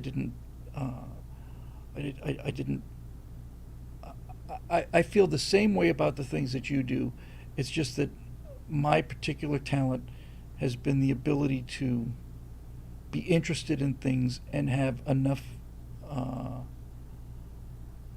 lip flapping ability to be able to put it in a way that makes people understand it. All I'm saying is I'm as much a fan of the ideas as you are, John, and these are not my ideas. We're both just looking at this thing, all of us, we're just looking at this thing together. I don't own the copyright on this, and I don't want to. So there we go. I'm a balladeer. I'm a chocolatier. Oh, how I miss my Harry and Paul. All right, let's do some questions, why don't we? That was really a lot of fun. That was a fun 2 hours. Now let's see what the Peanut Gallery has to say. Anybody know where the term came from, Peanut Gallery? I'm virtually positive it came from the Charlie McCarthy show, wasn't it? Or was it Uncle Bob and Howdy Doody? It was Uncle Bob and Howdy Doody. Puppet show where they would have a live audience of kids and they would call them the Peanut Gallery. No more comments from the Peanut Gallery. Yeah, McCarthy and Bergen had too much class, I guess. Although I might be wrong about that too. Buffalo Bob and Howdy Doody. All right, so let's see. Don't need you. I do need you. Don't need you. Here we go. Boy, I sure hope that this hypothyroidism is the case, because I sure would like to get energy back, moral clarity, not moral clarity, mental clarity, shake some of the weight, stop watching my matter just flake off into the air because the skin is so dry, um, and just have the energy to do the things I promised I'd be doing for a long time now, which bother me so much. Beat myself up so much over just this lethargy. Um, and I'll tell you, by the way, there's another cure for this, not dependent on medication or on thyroids. My problem, I've realized, especially lately, when I was doing those firewalls and afterburners, I was working at PJTV, and I had one thing to do, and that was an afterburner. That was it. One of the reasons that I'm falling so far behind here is because I have so many different things to do, and they all require so much work that I'm not doing any of them. It's overwhelming. Um, uh, I just landed on this comment. Robert Rivera says, where's Natasha stand on this issue coming from a different culture? We agree on so many things, and Natasha has insights into these things that I never get. She just amazes me. That woman will be sitting and talking about something, or she'll come in and say, hey, Billy, I saw this, and it's next thing I know, it's like, my God, where did you come up with that? That's absolutely brilliant. So, yeah, so it's great. All right, let's see what we get. And Grand Wizard Noticer says, I'd buy the alien invasion story as a comic. It'd make a good comic. And not only is that a great idea, but you find the right artist, it's a affordable idea, and then you can use that idea, especially if it's hit, to go out and raise the money for the thing, because now you've got it storyboarded, basically. It's an excellent idea. I will give that serious thought, Grand Wizard Noticer. How? By the way, that's such an interesting screen name. Is it that you just don't pay much attention to ordinary wizards, that, like Tyro wizards, or wizards without a particular amount of flash or whatever, you just ignore them? Just curious. All right, here we go with the questions. And the questions for 6/20/24, the political stream, are curated by Marusha Dark. I keep wanting to say collated. Curated. Thank you very much, Marusha, as always. Very grateful. Never cease to be grateful for the people that step up and do this stuff. All right, here we go. I'm going to just take a look at the lay of the land here. It's probably going to be very intimidating and depressing, but we'll do it anyway. We got an Eric Blake. That'll take about an hour. We got a Laura W. We got Road Rider. We got Eric Blake again. We got Jacob Belchek. We got Gary Balo. Hey, Guy, sorry. Hi, Guy. Hi, Guy. How are you? Thank you. We got a Marusha Dark. Got a Roadrunner. Got an Eric Blake. We got a Diane Freeman. That's about it. I'll tell you what I will do. I will do all of them once, and then everybody gets a first helping, and then we'll see how we sit in terms of second helping. Don Vickery says, Bill, look into MCT oil. All right, when somebody makes a concrete suggestion like that. By the way, my friend Phil and his wife Bobby have sent me supplements that do wonders. I just don't take them because I'm broken. There's something wrong with me.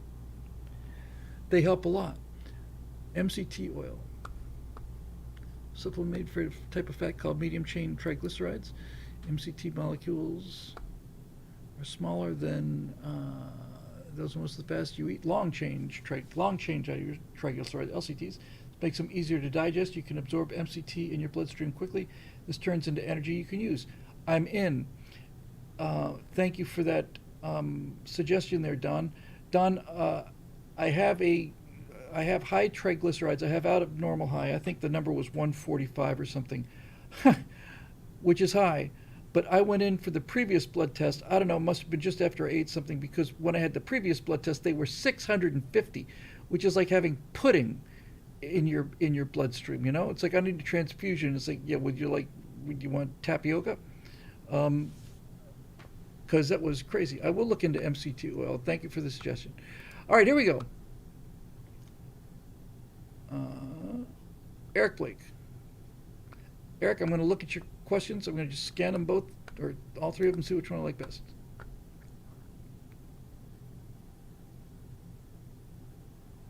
One about Trump's conviction. Repeal taxation of tips.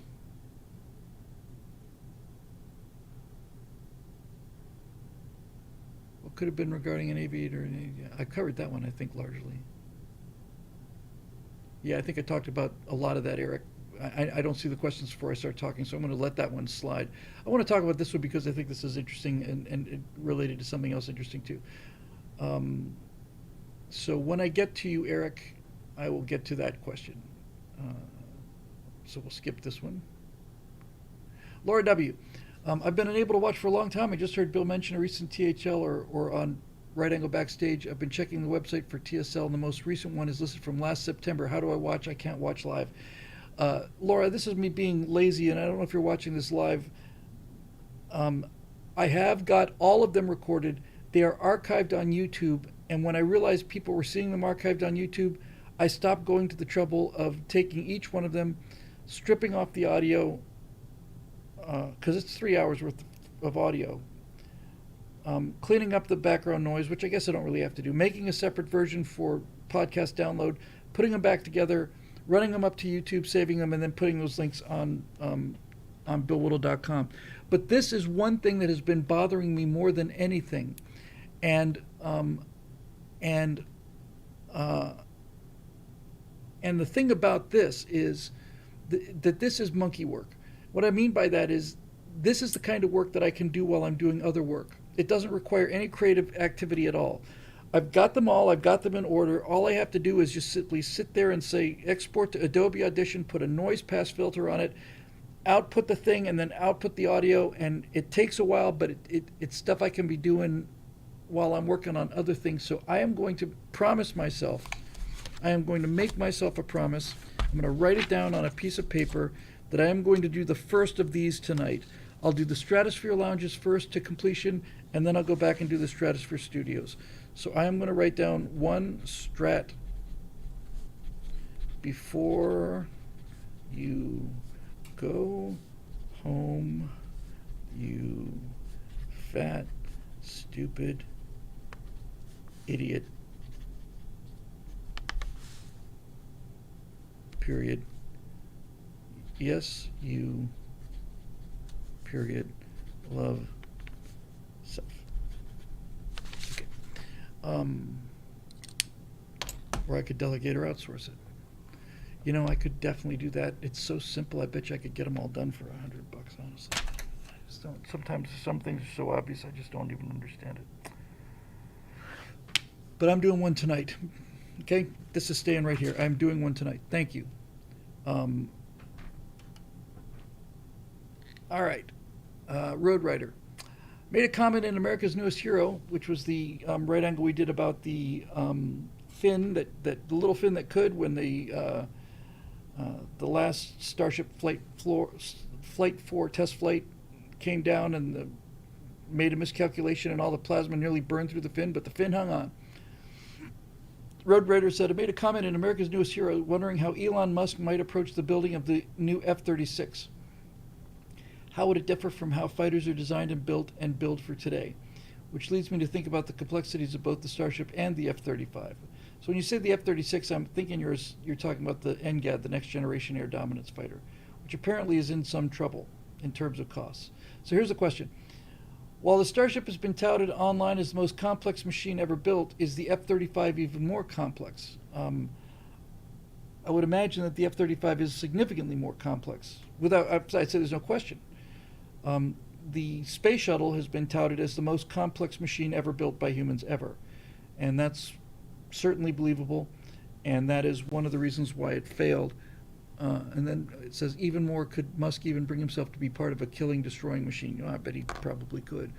The thing I like about Elon Musk, I may be reading this into him, but the thing that appears to be the case for Elon Musk is he seems to believe, as I believe, that it's bad to kill people, but if if there's a group of people who are determined to do nothing but kill other people, then you have a moral right and obligation to go and kill those people. So I'm not against killing people. I'm against killing good people.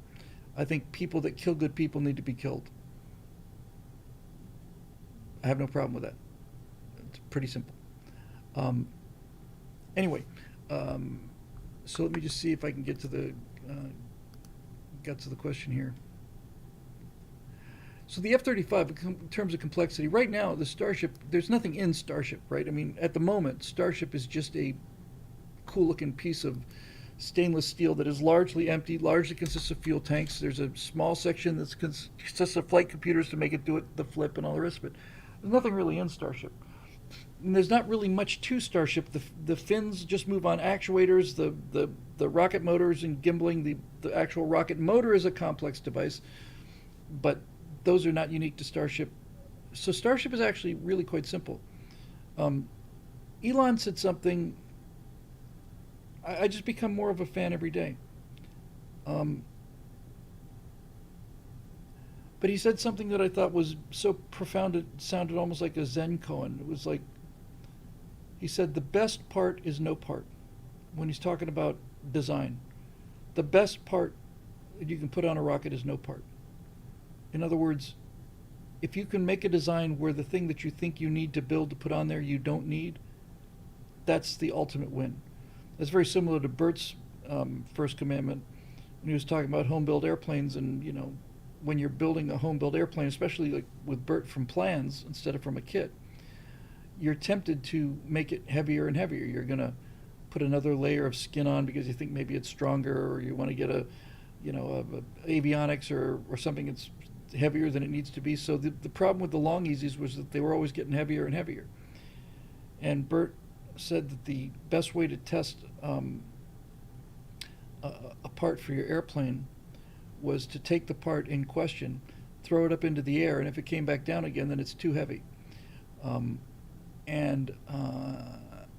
so you know, that's Zen. The best part is no part. Can you design the rocket in such a way that you don't need this part that you think you need? He didn't say the rocket must consist of no parts. He just said the best part is no part. If it turns out that there is no best part, then you come to the second best part, which is what does the job as simply as possible and as light as possible. And almost, I can't think of a case where it wouldn't be the case. The simpler something is, nearly without exception, the lighter it's going to be, and the less likely it's going to be to break down. So simple, light, and necessary. Those are design goals. That's not an engineering challenge. That's a philosophical challenge. That's a spiritual challenge. Minimum. What's the minimum, not the maximum? How complex can we make this? No, how simple can we make it? If the rocket had one moving part, that'd be the best possible rocket, unless you could come up with a rocket that had no moving parts. So the F-35, on the other hand, is a flying sensor suite. So in order to get the F-35, you have to build an engine, which is, jet engine is simpler than the rocket engines that run Starship, so the Starship is more complicated in that particular regard. But there's only one of them on the F-35.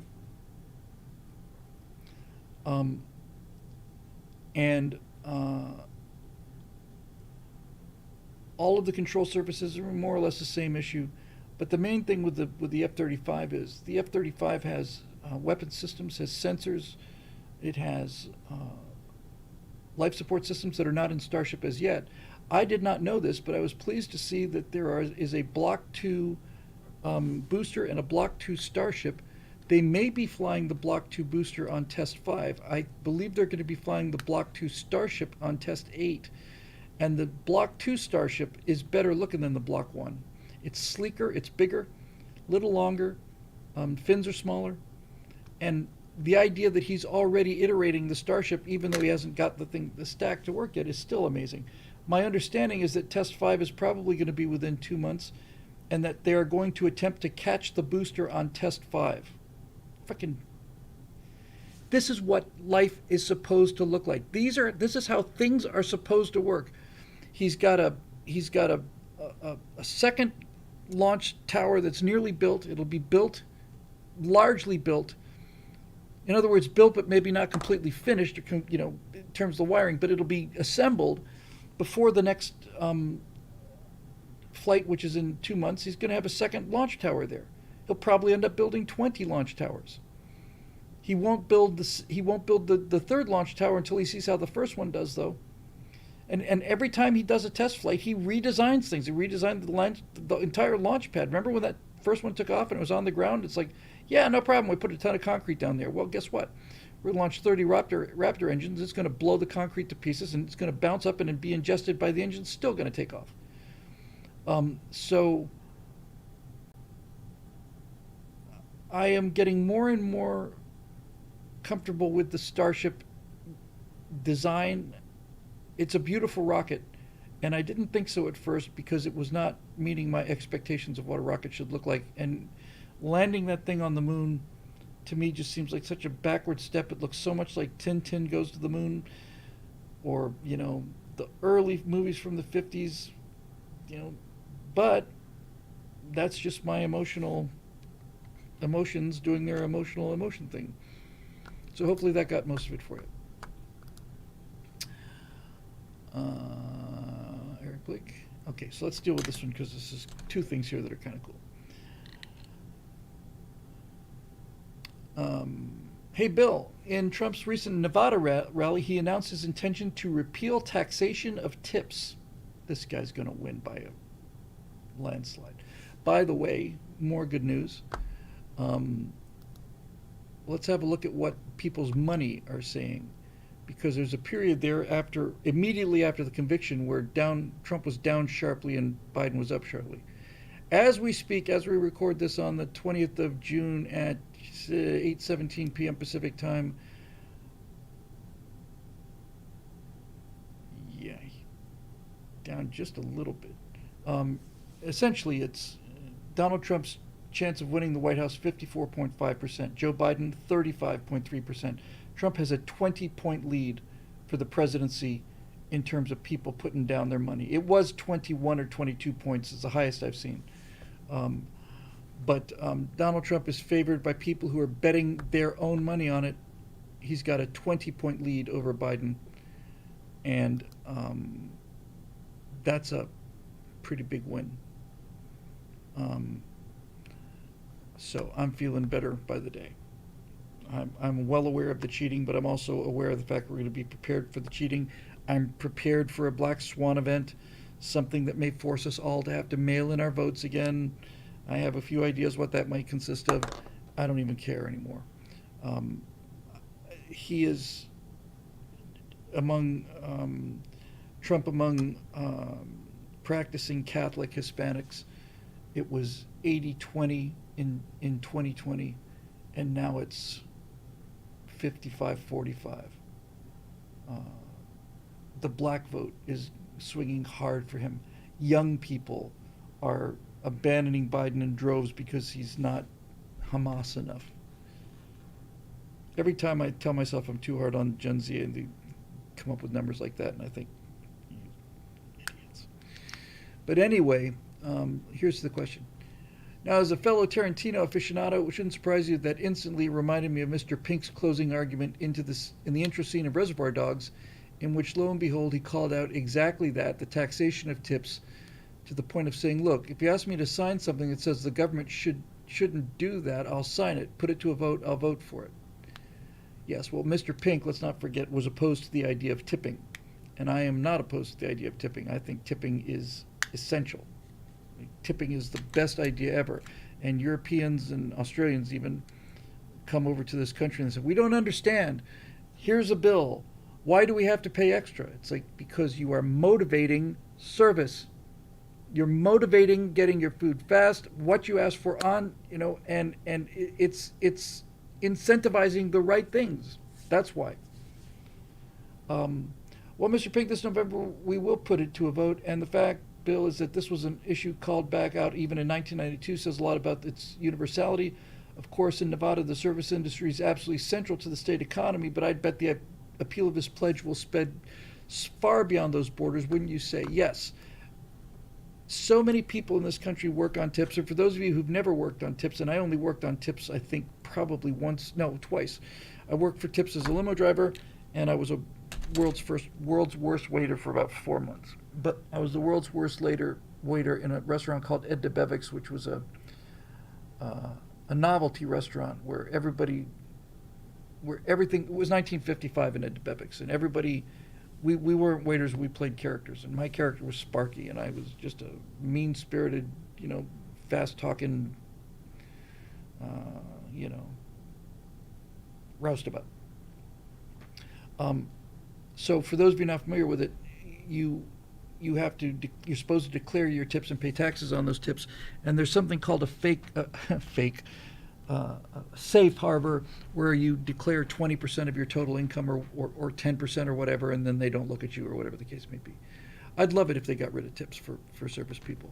The reason I wanted to take this question is because not only do I think that's a winning idea, virtually everybody has at some point in their life worked for a job that tipped. Just about everybody. That's going to appeal to everybody. But what Trump said that I really liked, and I'd really like to see the math on this, Trump is saying we need to eliminate the income tax and pay for the government using tariffs. Now, I'm a free trade guy, okay? So I'm a free trade guy, and I have some suspicions about this, but I believe the income tax is the most evil thing that has ever happened.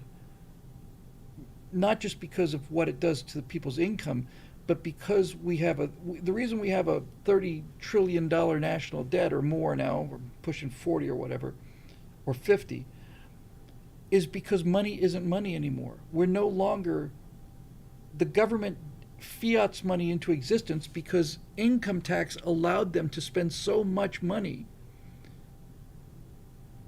that the numbers soon became incomprehensible. And once it becomes incomprehensible, once you say $60 billion for something, no one can connect to it. It has no meaning anymore. Now, when you add tariffs to things, the price of imported goods goes up. So that means that the drill that you could get from China before for, $69 is now going to cost, $109. So you end up paying for it, but you wouldn't pay anything extra on money. You wouldn't pay another dime on products that were manufactured in the U.S. People who exported stuff for a living would be in trouble because there would be undoubtedly retaliatory tariffs. So if you have a business where you make money by exporting things, you could expect that you would be selling fewer things. But man alive, even if you could significantly reduce the income tax, and when he says pay for it by tariffs, I think I know who he's talking about in particular. He's basically saying, all right, China, you can pay for our government. We're not going to charge American people for this government. We're going to charge you for every China. Look, Japan, in the years after World War II, Japanese products were considered to be junk because they were junk. But the Japanese are different people than the Chinese. That's why they have different names, live in different places. In the years after World War II, the Japanese were making junk, but they didn't want to make junk. It was not in their spiritual nature to make junk. Japanese have a great deal of pride, and they make superb engineers. The reason that Japanese products, it's a piece of crap made in Japan, the reason they made junk was because they didn't have any factories left. Once they started building factories, they stopped making junk. They started making really great stuff. And the trendsetters for this were companies like Sony and what was the one I just had on the tip of my tongue? Oh, come on. Unlike Sony, I think it's largely gone. You can list, Minolta and all. No, but who was I thinking of? Sony and it's one of the very very early No, it wasn't Mitsubishi. It was a. Oh, come on! Now I got to get it just so I can get it.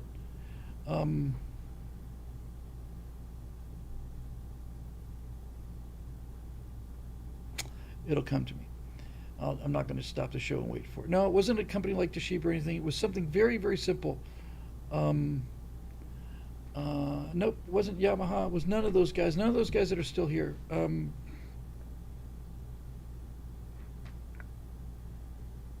well. They started making. They started making uh, quality stuff, and that quality stuff started taking over. And then they started making the best stuff in the world. But China has not followed that path. China started out making junk, and they still make junk because their business model is junk. This is the vast majority of the stuff that comes from China. In fact, I can't think of an exception, including their top of the line electric cars. They produce junk. It's not just bad; it's junk.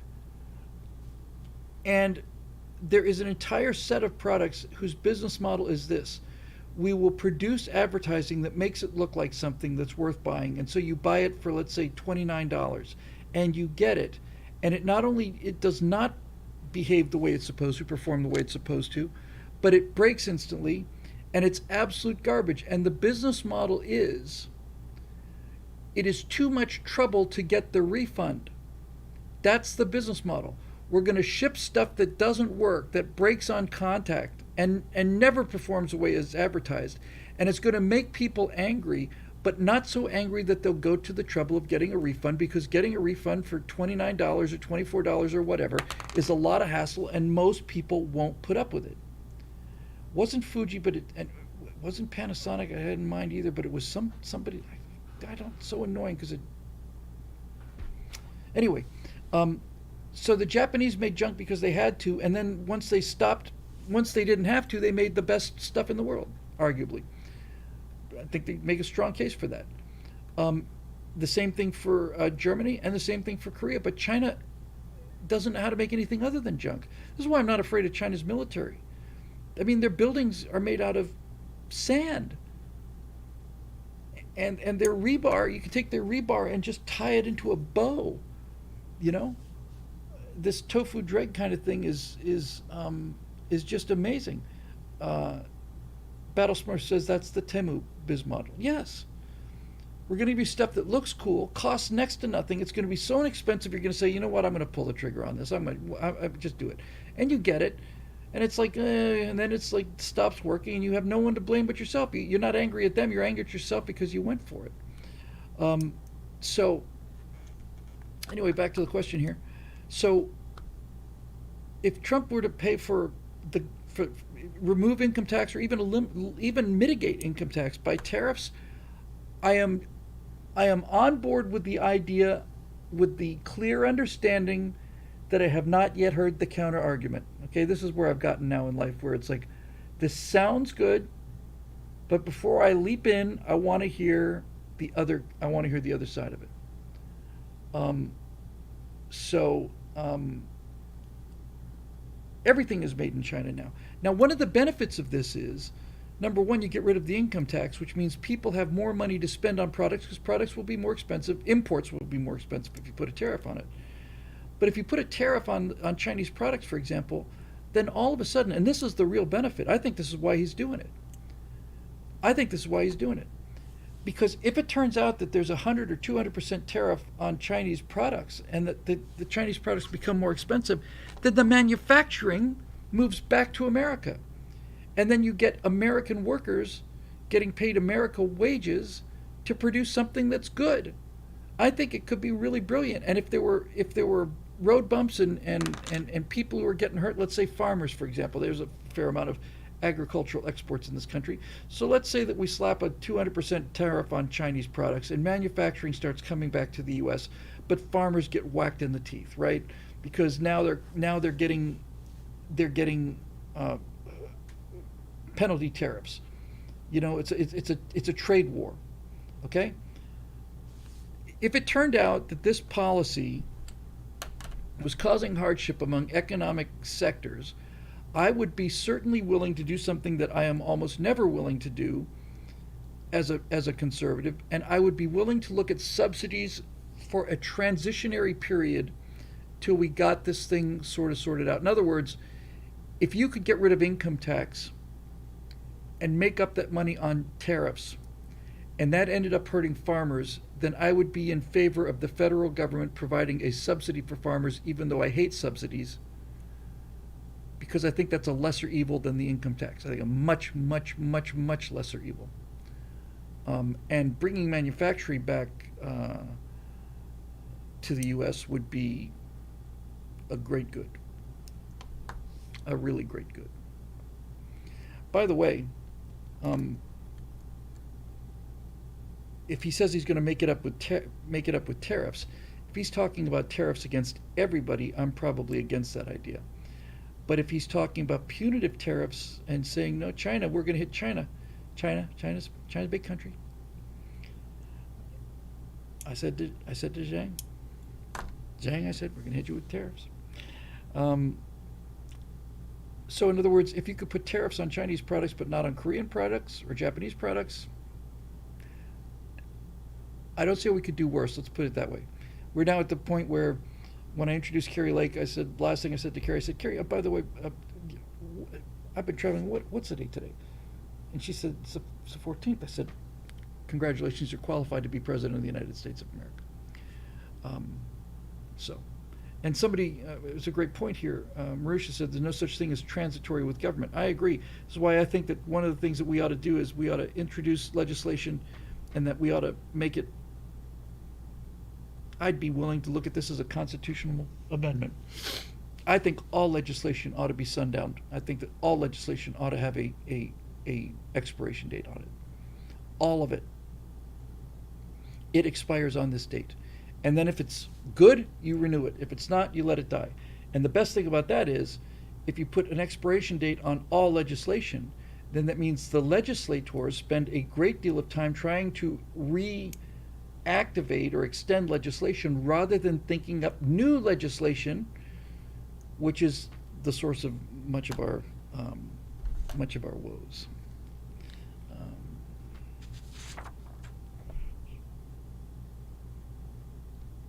Just cannot remember the name of that company I was thinking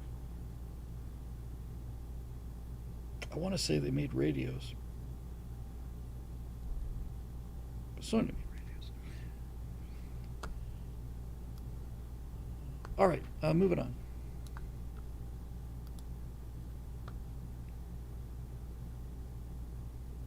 Jacob Belchuk. Hail Bill. Hail Jacob. Over the years, I've taken more and more to studying the comment sections across the internet. Good for you, because life and information doesn't come from the videos, it comes from the comments.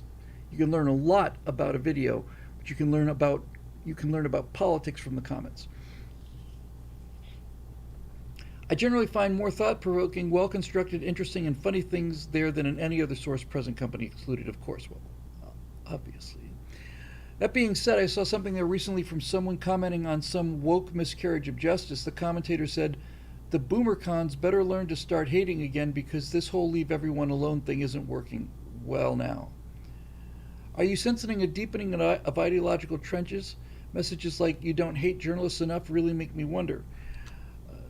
I always get such tremendously deep questions, morally deep questions from Jacob. I'm still looking to ways to have a soft political landing, but I feel an inescapable conclusion looming in front of me. We shake our heads and pity the leftists we know for their foolishness, while they gnash their teeth and look for excuses to kill us. What say you? Well, first of all, I don't want to kill anybody over politics, ever. Let me give you what the first thought that flew into my head here, Jacob. I saw this fairly recently, and it was extremely impressive. I thought it was Honduras, might have been Honduras. It might have been Guatemala, or it might have been Colombia, but it was without question a Central American country. And what I saw was a prison filled with thousands of guys that look like MS-13 guys. Thousands and thousands of young men with shaved heads, facial tattoos everywhere, and they were being run from one place to another. They'd carry their bundles, and they would run as fast as they can from one part of the prison to the other, because if they didn't, I imagine it's because they'd get the living crap beat out of them. and they're sitting there absolutely docile in perfect rows. They're just sitting there perfect in perfect rows. They don't dare look up, because if they look up, I get the feeling they're going to get a billy club in the face. Now I look at that and I think, wow, that's pretty brutal. And then I think, good, those people deserve it. They're murderers. The reason that they're there is because they're murderers. These are the worst gang members in the worst gangs that ever walked the face of the earth. They're freaking horrible people. They will never, ever, ever, ever be rehabilitated. They made a conscious decision to join these gangs, and in order to get the facial tattoos, they had to murder somebody or do some horrible things. And I know Honduras had the biggest crime problem forever, and then suddenly they didn't. They just made a decision as a people to simply go after them, lock up the ones they could catch, and kill the ones that they couldn't. And now the problem's gone. Problem's gone. So, how does that apply to America? There are, we are, I said during the Kerry Lake event and this thing to come thing, we always think we're going to fight the next war, and this is often assumed to be a sign of stupidity, but it's not. Look, if we had our ass handed to us by a Navy in 1941, then we spend the next 80 years building a Navy to make sure that no Navy ever hands us our ass again, ever. That's not stupid. That's smart. But that's not what the next crisis is going to need. Instead of us having to build more battleships, we're not going to have to find the money to build fleets of battleships or build 30 aircraft carriers. We're going to have to find the money to build hundreds and thousands of high security prisons and drug treatment centers and in-house rehabilitation centers and assisted living, for, in some cases, for people who are 20 years old for the rest of their lives. So the question is, what does that look like? Well, for the people that are brutal people, I have no problem with brutal surroundings. I don't want them to be beaten or tortured for nothing, but it seems to be the only thing they understand. And when I saw all of these mass murderers running and sitting meekly like this, I thought, now we're on to the big teacher, the great teacher in life.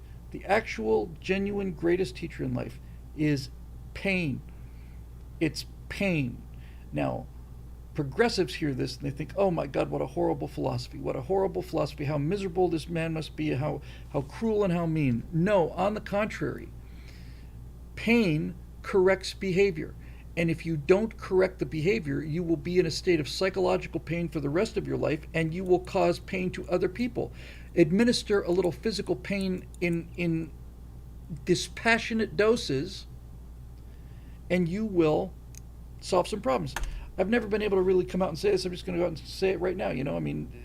I look at these body cam videos with these people who are saying, you effing pigs, you cops, F all of you. You can't tell me what to do. You can't touch me that way. You don't know my rights. I bet you've got small dick energy, and I hope you and your family dies, and I hope you all get cancer. And I'm thinking, one good punch in the mouth. One punch in the mouth. Just one. What? How dare you hit me? You can't do that. It's a violation of my rights. I'm going to... now you get another one. I don't want teeth knocked out. I just want it. It needs to hurt. It needs to hurt. Because that's how we learn things. This is why these people who said, you can't possibly spank your child.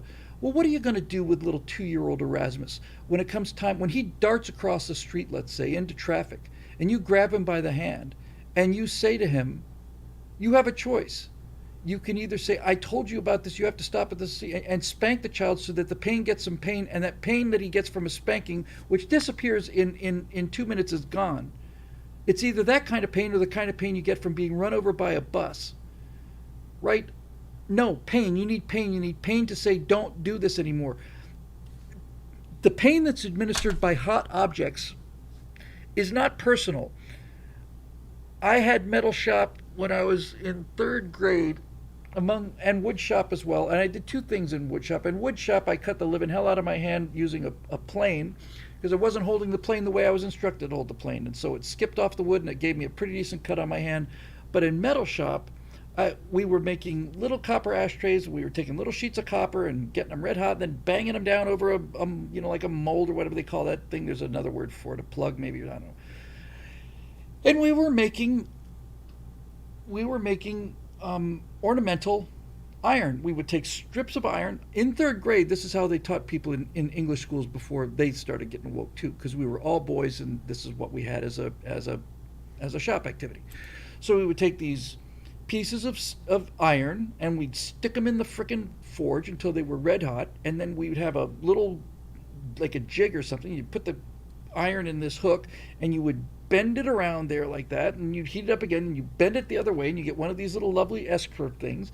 And what I learned about iron is that when iron is red hot, don't touch it, but that iron can also burn the living shit out of you even if it's not red hot.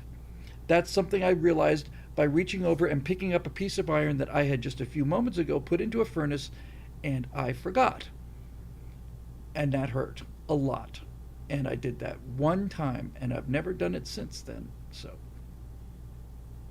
this idea that pain must be avoided at all costs, like pain is I just came up with something really beautiful.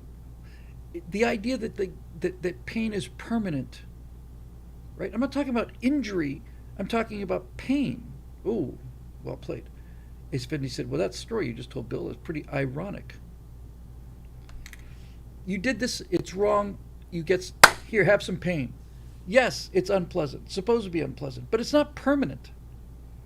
Most pain I ever went through was a kidney stone. Second most pain I went through was an impacted wisdom tooth. Told the story about 900,000 times, not telling it again, but they're both gone. And when I heard that, I don't know if the SEALs came up with it, but SEALs certainly lived by it. This idea that pain is weakness leaving your body is precisely correct. I'm not afraid of pain. I used to be terrified of pain like everybody else. I'm not afraid of pain anymore. Pain doesn't scare me anymore. I don't like it, but I've been in intense pain for 8 hours twice. Intense pain for 8 hours twice. And I suspect women who've been through childbirth are probably screaming to tell me how much you don't really know pain. You may be right. But it hurt a lot. It hurt so much that I couldn't remember what it was like to not be in pain, and I couldn't imagine what it would be like to not be in pain again. And it lasted for 8 hours. And having come through that where it doesn't hurt anymore, I'm not afraid of pain anymore. I'm not. And this idea that we can never cause pain in our children in order to prevent them from being killed or maimed is lunacy. But this is what progressives believe. Progressives believe that if a 2-year-old darts in front of a car, the thing to do is to pick him up, buy him an ice cream cone, and sit down and explain to little Erasmus why this is a bad idea. Erasmus doesn't have the neurons to make sense out of this. This is not going to all Erasmus is going to remember about the encounter is shoot out in front of a car, get ice cream cone. It's insanity. It's insanity. And pain is how you can teach flatworms to run mazes by administering pain. This idea that pain is evil is nuts. Pain is not evil. It's neutral. It's as neutral as a hot piece of iron. That hot piece of iron doesn't have a moral code. It's not there to hurt me on purpose. The iron doesn't care. Administering a little bit of pain to prevent a lot of pain is really a very, very, very good idea. And what I have discovered over the course of watching people who are not willing to discipline their children through administration of small amounts of temporary pain is that they're cowards. They don't love the kid enough to hurt the kid a little in order to prevent the kid from getting hurt a lot. They can't handle it. They don't want their own personal egos are so weak that the idea that their child might say, I hate you, I hate you, I hate you. Well, I can't. How can you hate me, buddy? I don't want you to hate me. I'm your best friend. You're not your best friend. You're your parent. You're his parent. That's supposed to be his best friend. And by the way, this is why the two-parent system works so well. You can have dad come home who's known to be a little bit on the not listening to your, not going to buy your argument kind of thing. The perfect family structure is when a kid does something wrong, mom says, oh, you wait till your dad comes home. Then the kid gets to think for 4 hours about what he did wrong because he's afraid. Right? He's good afraid. And then when dad comes home and explains what happened, well, I called mom a filthy whore at Thanksgiving. Well, that was a mistake on your part, son. So, bam, bam, bam, bam, bam, bam, bam. Ow, ow, ow, ow, ow, ow, ow. What happens? Child never calls mom a filthy whore at Thanksgiving table again anymore when he's 6 years old. And furthermore, there's another reason to say when your dad finds out he's not going to be happy. Then, while the kid is up in the room crying, then guess what happens? Little time goes by, lesson learned, mom goes up there, sits down and explains it, brings you a little bit of dinner or whatever. You get the idea, right? It's perfect. And since it's perfect, we obviously can't use it anymore, because where's the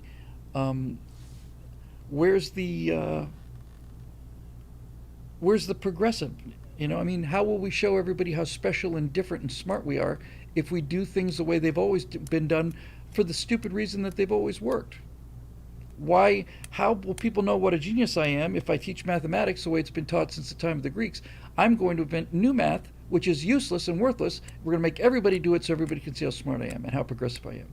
And people are asking, where did that phrase, boy, that dirty whore come from? Hang on. Marusha Dark says, again, Stefan Molyneux would like to have a word with you on this. You say you're a man of data, Bill. He's got tons of data that proves that spanking not only doesn't work, but makes things worse on net. I don't believe it. What he's probably got data on is he's probably got data on beating, because I've never, ever once in life encountered a person who ever said that they were raised by a parent who spanked them and said, gee, I wish I'd had a parent who hadn't spanked. I've never heard once, ever. I think I just don't believe it. I don't believe it. And by the way, it is not logical to assume that a 1-year-old or a 2-year-old is able to understand anything other than this.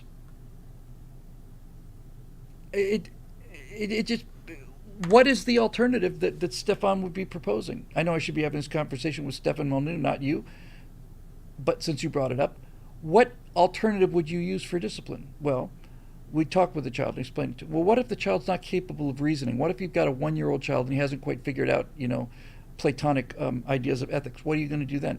Well, then we give him things that don't involve physical pain. Like what? Well, we make him sit in the corner of the room, or we give him a timeout. Okay. Does a timeout hurt? No. But it makes it clear that it's wrong. Yeah, but does it hurt? No. Well, then the amygdala does not get involved then. That's what we're talking about. The amygdala, this automatic thing that reflexively responds to threats. Do this, get that. If A, then B. Fool around, find out. That's the mechanism. John Cook says, I got spanked. It was absolutely deserved. I should have been spanked more, to be frank. Look, I think I've probably been spanked by my dad, probably 3 times in my life. I think 3 times. But the number of times that my dad counted to 3, and then I did what I was supposed to do without him actually spanking me, that's got to be in the hundreds. Just that simple. Now, people say, oh, I'm in favor of spanking. Oh, I suppose you're in favor of punching your child in the face and knocking him unconscious. No, I think that person needs to go to jail. It's not so hard to figure out. That's why you get spanked on the butt, by the way. That's why God gave us butts. God gave us butts so there'd be large surface area that's easy to administer small doses of pain that are only temporary. It's awfully hard to break a butt. In fact, I'm not entirely sure that anybody could swing a cane hard enough on an adult if you hit them directly in the buttocks to crack their pelvis. I'm not entirely sure you could actually do that if you tried. Well, if you spank a 1-year-old over behavior, you're kind of insane because you can't establish causation. Obviously, spanking babies is yes. So let's agree to agree that for those people who believe in corporal punishment, and I think that the problems that are not solved by corporal punishment probably best served by capital punishment. But let's just agree to agree that there is a spanking window that probably begins in the terrible 2s when they're old enough to put the cause and effect together, and ends when they're old enough to threaten you. If you hit me again, I'll kill you. When when they're old enough so that when you're both old enough, both the parent and child old enough, when you begin to realize, I'm at the point now where this kid could probably hurt me, then that's probably time to stop. That's not only what worked for me, that's what's worked for a lot of people I know, so I'm on team spanking for what it's worth. I can tell you this, I have never seen any people more unhappy than children that don't get disciplined at all. Those people are miserable for life, and their parents should be in jail. Uh, so, anyway, hopefully that covered most of that. How we got from tariffs to this is why we have a show called The Stress Free Lounge. Oh, no, it's about the hate thing. Um, and what I was getting at is the punch in the mouth thing. When I listen to people, ma'am, could you please roll down the window? It's my effing car. I'll do whatever the f I want to do with my effing car. You effing idiot. Just talking to police out of the gate that way, and they're just, excuse me, ma'am. How are you? Have a good evening. Can I help you with something? Hey, how are you? We're okay. Thanks. Have a good night. That person needs a pop in the mouth. Nothing serious. Don't want to break any teeth, obviously, or anything. Not even split a lip. Just a little pop, you know. Would you like to try that again, ma'am? You effing asshole! You did this and then pop. I have seen. I think I might have mentioned this one time. I saw a video on YouTube. I'm interested in macaques, because they're kind of uncanny valley animals for me. They obviously are animals, but they have so many human-like expressions and facial features and all the rest of it that it just is just strange. But there was this one case where there was this macaque that had been abandoned and did nothing but cry and cry and cry, and it cried for 4 or 5 days, and all of the other and when I say cry, I mean scream at the top of its lungs. And all of the other macaques were getting more and more tired of this, and they'd start smacking him and so on, you know, and we just keep crying and crying, wah, wah, wah, wah, all day long. And then overnight, it happened overnight, but when they came back the next day, this macaque had a big tear on the side of its face. Some big male had bit the living daylights out of this thing. And then the macaque was perfectly fine after that. Not only did it not cry anymore, now it was able to socialize. Now, I'm not in favor of biting children's lips up, but I'd take that as a data point. Yes, actually, Jane Waterman makes a great point. Oh my God, I'd love to see responsible police officers pop idiots lovingly in the face. This is why I think we need a special new position, not a new agency, not a new federal government agency. Most of the time, cops used to ride around in pairs. There'd be two of them, you know, partners. Now, because of whatever, it's usually one policeman in a car, and if he gets in trouble, he calls for backup. But I think we ought to go back to two people in a police car. I think there ought to be the policeman, and then I think there ought to be a kindly old lady. And the kindly old lady should be there next to the policeman, and when the policeman is going about their duty, if it turns out that the person is being obnoxiously offensive for the sake of it, just for the sake of it, then I think the little old lady ought to administer the punch in the mouth as hard as she can. I think that's a good balance. The person who is being insulted should not administer the correction. I think that's, see, I can figure out a solution to anything. Piece of cake. And I think you'd have a long line of people, elderly folks like myself, more than willing to do their part for public service by, when I say punch in the mouth, slap in the face, something that just hurts but doesn't really hurt, just enough to get your attention. And if you want to escalate, then we'll hit you a little harder until you figure it out. Red Force says, my youngest daughter punched me in the face because she was playing too much. I warned her beforehand that she needed to stop before she did it for real. She didn't listen, and I had to whoop her ass. Yes, you did. And so my question for you is an experimental point here, Red 4 in our YouTube stream. My question for you is, as a man interested in the world of science, once you whoop their ass for punching you in their face and playing too loudly or too raucously, did they do it again after that? This is the question. This is the question.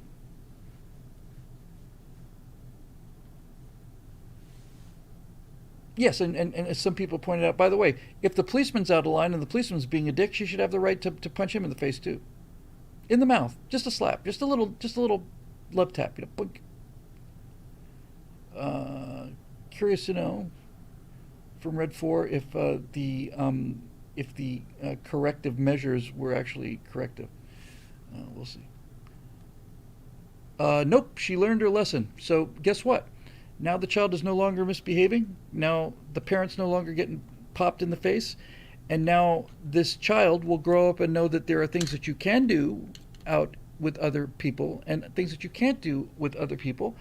And she learned at an early age, and she's not have to go through life never being told no and being a toxic, offensive, lonely, sad, pathetic, neurotic, miserable, drug abusing, nymphomaniac drunk. So, there you go. Guy Balo, our guy, hello, Guy. Greetings, Bill. I'm afraid we're going to witness another stolen election this year with over 20 million illegal immigrants getting registered to vote. The actual number is anybody's guess. I would say that 20 million is a conservative estimate. Between illegals voting and stuffed drop boxes, what can we do? The Supreme Court isn't going to help with Roberts, Kavanaugh, and Barrett being gutless cowards. I'm afraid it's going to be a repeat of 2020. Do we have to stoop to their level and beat them with their own rules? I'm hopeful I'm wrong, but it doesn't look promising to me. Am I just overly pessimistic? Well, here's the thing, Guy. I've always believed that there was a margin of victory that was greater than the margin of cheating. What dismayed me so much and made me so sick and worried and concerned and scared and all the rest of it in 2020 was that I realized that the machines were set up so that the margin of cheating was based upon the margin of victory. In other words, the further ahead Trump was, the more votes would get shifted to Biden, and that therefore was simply you couldn't outvote the cheating. However, as I said many times, you get one surprise attack per war, and so I wonder what's changed between now and then. There was a vote recently taken in Puerto Rico where Dominion machines were showing all kinds of voting irregularities. Anecdotal reports of people saying they voted on electronic machines in Nevada, and when they voted for Harry Reid and whoever he was running against, they'd push the person they were running against. They say, "Are you sure you want to vote for Harry Reid?" And they said you had to punch it 5 times before it'd give you the other vote. So let's deal with the question you bring up first, the 20 million illegals. You have to deal with the reality of psychology. I'm not for a second disagreeing with your point. That's why those people are let into the country. No question, that's it. They're here for the votes. But if you're a person that's arrived in the country in the last year or two, are you going to be willing to go down to a polling place and insist on voting? In other words, stay with me on this. They know they were let into the country by the Biden administration. Are they grateful to the Biden administration? They didn't sign a contract to vote with the Biden administration. And at no point did anybody say to them at the border, we are going to, just stay with me on this, we're going to allow you to walk across this line. Joe Biden and the Democrats are going to allow you to walk across this line into the country, but you have to promise to vote for them in the future, and we're going to check up on you. And if you don't, then we're going to throw you out of the country. You see what I'm saying? So when my experience in Los Angeles, I don't deal directly with a lot of illegal immigrants in LA. We have a lot of immigrants in LA. We have a lot of Mexican immigrants in LA, and maybe it's because I came from Florida, where the Cuban immigrants, where Cubans are, as a general rule, pretty aggressive and somewhat obnoxious as a general rule. Although I had several Cuban friends, it turns out that I actually did. But my experience with the Mexicans that I encounter in Los Angeles, the ones that are here working, I think they're some of the most pleasant people I've ever met. Now, we're not talking about those people, are we? We're talking about the military-age people that are coming here from China and freaking Mogadishu and all the rest of it. But are those people going to go down to a polling place and stand in line? I think the number of poll watchers that we're going to have this time is going to be an order of magnitude more than what we had before. And I think that we're going to have people at every single polling place saying no, no, no, no, no, no, no, no, no, no, no. I think it's going to be much harder for them. Now, as far as vote stuffing goes, I personally think that there's enough angry Americans. See, let's take ballot stuffing. It's a crime. Somebody was convicted of it not too long ago. I, I mean, a couple days ago. They caught this woman on video. Basically, I think it was an actual candidate with a bag full of votes, just shoveling them into this thing, and the thing was on camera. So, what it may require is it may require Republicans sitting. If I don't think we're going to be getting rid of voting drop boxes. I don't think we can have that happen without getting the government back. And so the question is, how do we get the government back? But I do think that if you just stay with me on this, if you had a patriot standing by every voting drop box with an iPhone and recorded everybody who dropped a ballot, I think that would scare away somebody who was coming to drop 100 ballots. I really do. Now, Ray Berry says, what authority do these poll watchers have? Well, the first authority they have, Ray, is they have the ability to cause a fuss. And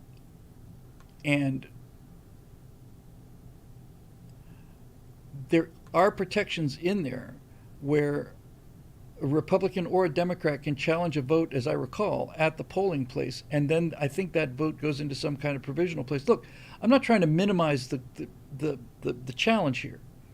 Okay, it is an enormous challenge. I'm just trying to provide some hope and do it without providing false hope. So when we look at 2020, like I said, you only get one sneak attack. So in 2020, you saw Dinesh's movie, what was it, 700 Mules or 2,000 Mules or 20 Team Borax Mules, but nothing but hidden camera footage of people stuffing ballots. But that's the operative word here, is hidden camera. People will do things on a hidden camera because either they don't know they're being videoed, or they'll put on a mask, they'll keep their head down, or one thing. A hidden camera is not the same thing as somebody standing 5 feet away from that booth with a camera challenging you on doing that.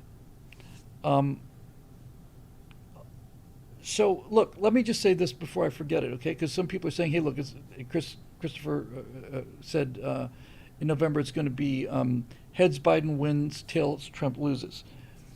If that is your actual attitude and you've already given up, then they've achieved their objective. Voter fraud and election tampering is not the objective. The objective is to win the election for them. Those are mechanisms, and the mechanisms produce cheating. But the most important thing they do is, if the mechanism has got you to the point where you think there is no hope anymore, that there's no reason to even try, then they win. And what's worse than that, if you really want to understand what I'm saying here, if they can convince you that it's hopeless for you to even try, then they not only win, they win without cheating. They don't have to cheat. If they convince you not to show up because you're convinced the system is rigged, then they win without cheating. They just win with a tremendous psychological operation. So get out there and vote, and vote, vote, vote, vote, vote. But more importantly, if you really, when we talk about saving the country and what men and women, like the Misties that we talked about at the beginning of the show, or mostly men, the people that have gone through hell to save this country, going ashore on Iwo Jima and or the jungles of Guadalcanal or in Bastogne during the Bulge, that kind of thing. Those people were out there for months and years and years and years, suffering tremendous hardship for years. I don't think it's too much to ask for Americans to put out a 72-hour watch on ballot drop locations. Sit in the comfort of your car with 2 or 3 of your friends and rotate over coffee,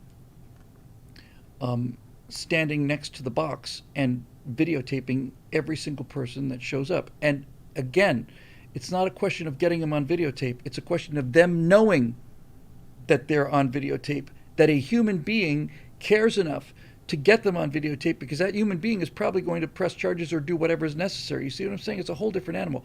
I have to develop this theme, actually, because I have just, in the course of thinking about it as we're talking about it. This is actually the solution. The solution is a neighborhood watch on voting machines. That's what we need. We need a neighborhood watch on voting machines. Because the more I think about this, the more I realize people will stuff ballots because nobody's watching them do it. And when you look at the 2,000 mules or whatever, they've all got their heads down. Maybe they're wearing ski masks. But if somebody comes up to a voting booth, right? Somebody comes up to a drop box, rather, and they've got a sack of ballots, and they're wearing a ski mask, and they're going to stuff 100 ballots in there. They'll do that if they know there's a camera up there recording. But if there's an individual there who's challenging them, and they stuff the votes anyway, and that individual follows them back to their car and records their license plate, now we're talking about a whole different kind of psychological action. Because the mules that do the ballot stuffing do it because they're convinced that they're getting paid, so they've got incentive to do it, and they're also told that, look, nobody's going to catch you. You're not going to get caught. And even if you do get caught, how will they prove it was you? Well, that's a whole different thing if they think, no, wait a minute, I might actually go to jail for 8 years or 10 years, especially if this guy wins.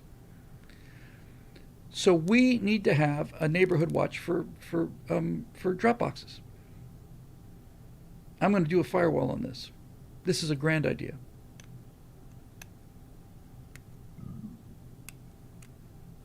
Bone Canoe says we need tens, if not hundreds of thousands to do this effectively. Correct. How hard would that be? That's nothing.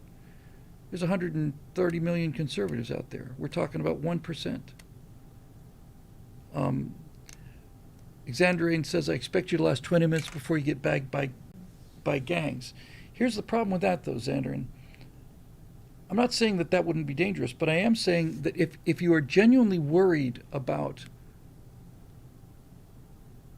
physical violence, then that district is probably not ever going to go, wasn't going to go for Trump anyway. And by the way, ammo up and armor up. Go in a big, tough vehicle, keep the windows up, and if they have to be made aware of the fact that you're a former Marine and exercising your Second Amendment right, then do that. Doesn't mean you have to shoot them. Just has to be. Look, I'm not saying that this is 100%, but it doesn't have to be 100%. It just has to be there. Neighborhood watch programs are effective. You know why neighborhood watch programs are effective? It's not that people are watching. It's that criminals see the sign that says this is a neighbor watch thing, and they think there's a good chance that somebody's watching. It's a deterrent. It complicates their targeting solution. Red Force says, I really don't like the Republican Party because I feel like they've been derelict in their duties. Amen. But I'll be damned before I would ever vote for a Democrat. Not voting is voting for Democrats too. Yes, exactly. And by the way, you can take the Republicans and the Democrats out of this, because I don't think this is about Republicans and Democrats anymore. I think this is about patriots and Marxists. That's how I would do it. That's how I would look at it from now on. It's either going to be the patriots or it's going to be the Marxists. That's who the election's about. And if I get a Democrat who wants to watch the polls and they're serious about it, then great, we can chat about football. So be prepared for some late-breaking emergency that will force us to mail in our ballots, and I don't think we'll fall for that again either. I am very curious to see how this debate goes. I think I will have to live stream that debate. In fact, I know I'll have to live stream that debate. And I think I could talk Stephen Scott into it as well. So how about if we do that? Look, we just can't leave. We don't have to lock every door, right? We just have to lock a lot more doors than were locked last time. I'm confident. I'm hopeful. See, just going back up here to want to. Okay, we won't be doing doubles, but I'll try to get through all of them. Marusha Dark, Roadrunner. We already got an Eric. Diane Freeman. That's it. Yeah, we can do that. Okay, Marusha, again, thanks for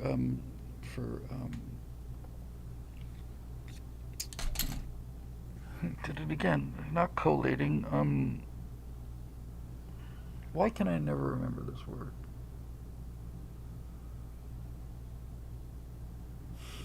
There's just a big hunk of black granite where this word should be. I'm not going to open my eyes. I'm not going to cheat.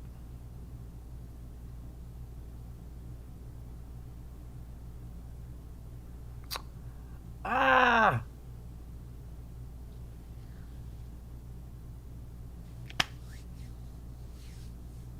Curating. Yes. Think of it like a museum. I was thinking exactly of a museum. What do they call those people who work in museums? They call them blankos. Curating. I'll think of this by thinking the cure for your problem, Bill, is that you can't remember the word curating. That's the cure for your particular problem with curating. Thank you. Recently saw an op-ed by celebrity fitness instructor Jillian Michaels from the show The Biggest Loser, in which the headline read, "I'm a half-gay Jew, half-Arab fitness guru with a black daughter and a half-Latin son, and I even got out of California because it's too woke."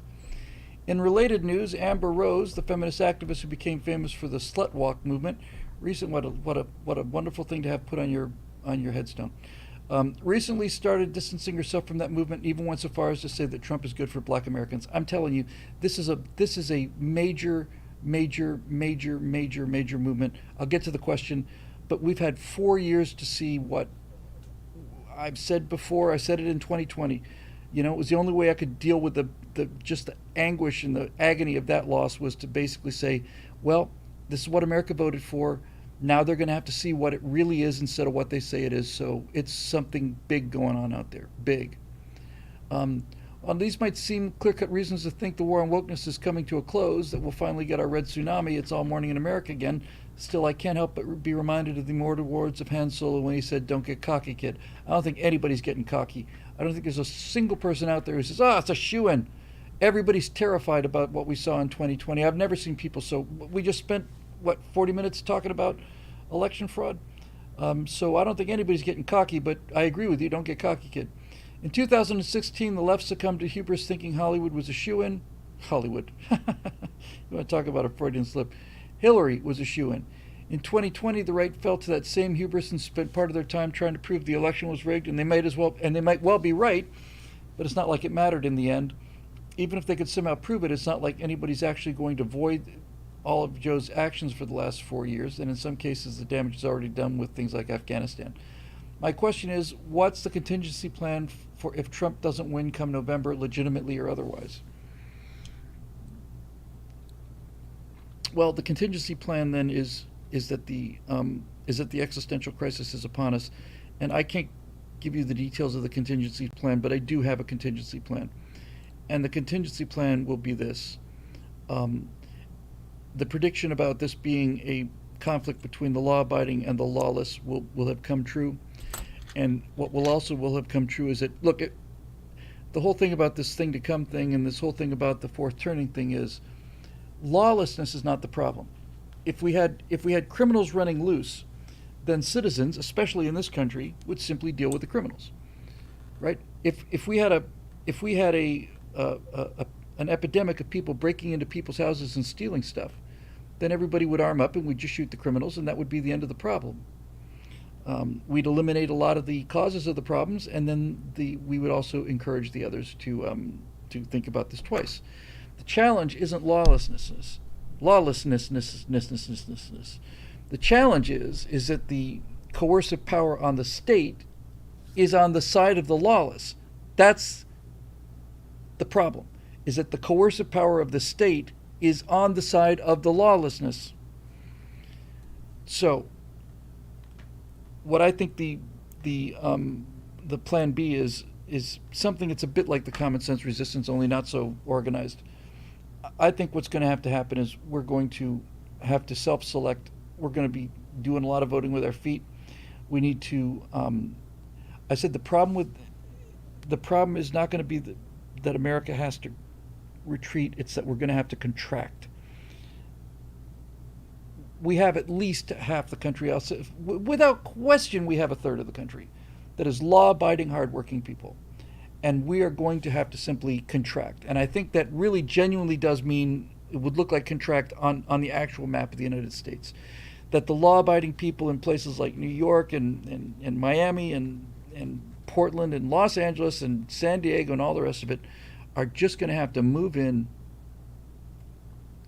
um, and in and down and just live good lives in law-abiding communities where we walk away from this stuff, because then this stuff is going to do what I predicted. The cities are going to become unlivable.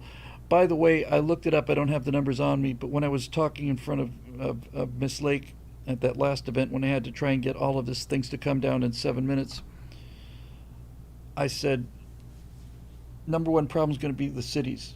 I don't mean the most important problem. There's going to be three problems. Three battlefields are going to be. One of them is going to be the cities.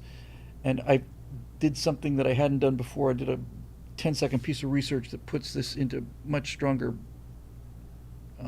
relief. 83% of the population of the United States is considered an urban environment.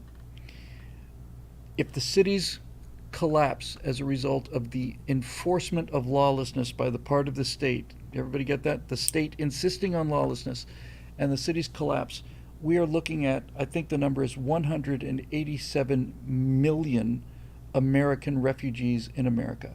187 million refugees that will have to be absorbed by the non-urban population should the urban centers completely collapse.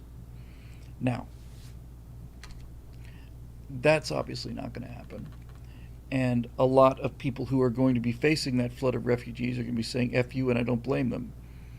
But the one thing to keep in mind is that the people who will be leaving the cities will be the ones that can leave the cities, and not just, when I say can, I don't mean economically can leave the cities. They're going to be the ones that are going to be psychologically saying, I cannot live like this anymore. The vast majority of the most toxic elements will remain. If you were to give,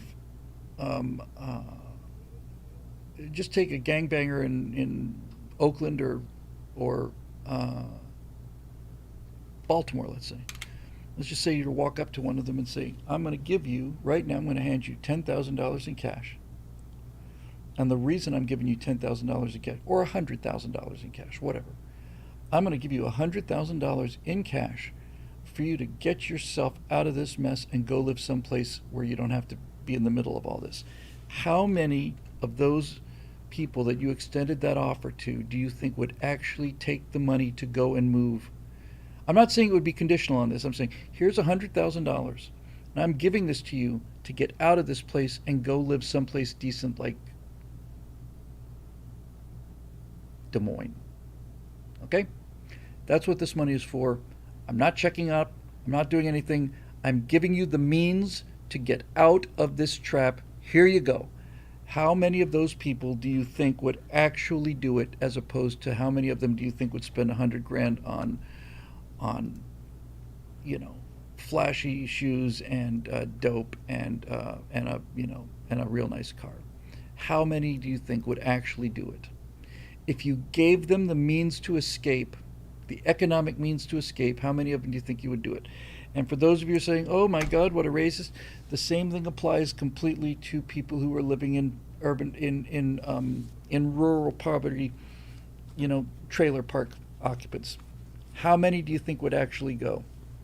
If you said made exact same deal, you walk into a lily white trailer park in West Virginia or Alabama or California or anywhere else, and you say to these people, I'm going to give you the means to get out of this, take this money and leave. How many of them do you think would go? Now, Xanderayan, that's a tough one, says $100K wouldn't even buy a rentable house in my neighborhood. No, it wouldn't buy a rentable house, but it would be enough for you to rent an apartment. And besides, I mean, not to sound too defensive, but the dollar amount's not the point, right? The dollar amount is not the point. Maybe you give them $1 million. Problem is, when you start talking about $1 million, then you can have people start to imagine places that are like luxurious, like, oh, I could move to frickin' Caribbean for that. Let's say it's $200,000, $250,000, whatever.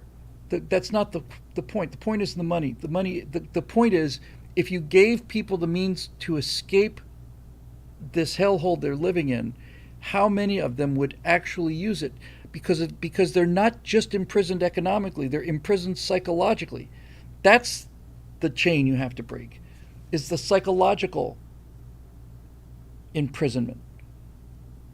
Yeah, best not have the cash on you at the moment. Well, I mean, I was thinking I would go in an M1 surrounded by, Marines, and I'd have somebody flying top cover. Um, uh, so, Marisha says, how much to get Bill to leave California? I don't know. Let's find out. PayPal is bill@billwhittle.com. Keep building up that money amount, and when it reaches a certain point, I'll move. The simplest reason I don't leave California is because I like it here. In fact, I love it here. Um, I just spent my entire life. Well, I spent my. I just turned a phrase and made myself happy. I spent my deformative years. Oh, that's so good. That is really, that's really quite good, Bill. That really is. I just impressed myself. But it's true. I spent my deformative years in Florida, surrounded by 98-degree temperatures, 100% humidity, mosquitoes, smell of rotting mangoes on the ground, and a sense that I had to take a shower or go swimming 5 times a day. And here, I live in a place where it's air conditioned outdoors. Florida was flat as an ironing board. Highest point in South Florida, I think, is 7 feet above sea level. Here, I'm surrounded by mountains that get snow on it, and the roads curve, and there's a beach, beautiful beaches, and water, and there's dolphins and whales out there, and all of that stuff. Um, yes, I spent my deformative years. My middle years, Chris, were not pleasant times for me. I went through living hell for at least 30, maybe 40 years of my life. Terrible, horrible, horrible, desperate, desperate, lonely years, and that's where I learned some things. So yeah, I spent my deformative years in Florida. I was 119 pounds when I went to the University of Florida. Wasn't a fashion statement. I was 6'1", 119. I have pictures of myself at my thinnest, and it's really, really scary. Not just the thinness, but the face um, is just, well, when I say it's not me, it's not me. I had to go through that guy to become me. Um, that gaunt, no, severe is a better word. Um, um, Emaciated is a better word. Yeah, those were my deformative years. Boy, that's a great expression. That's just a great expression.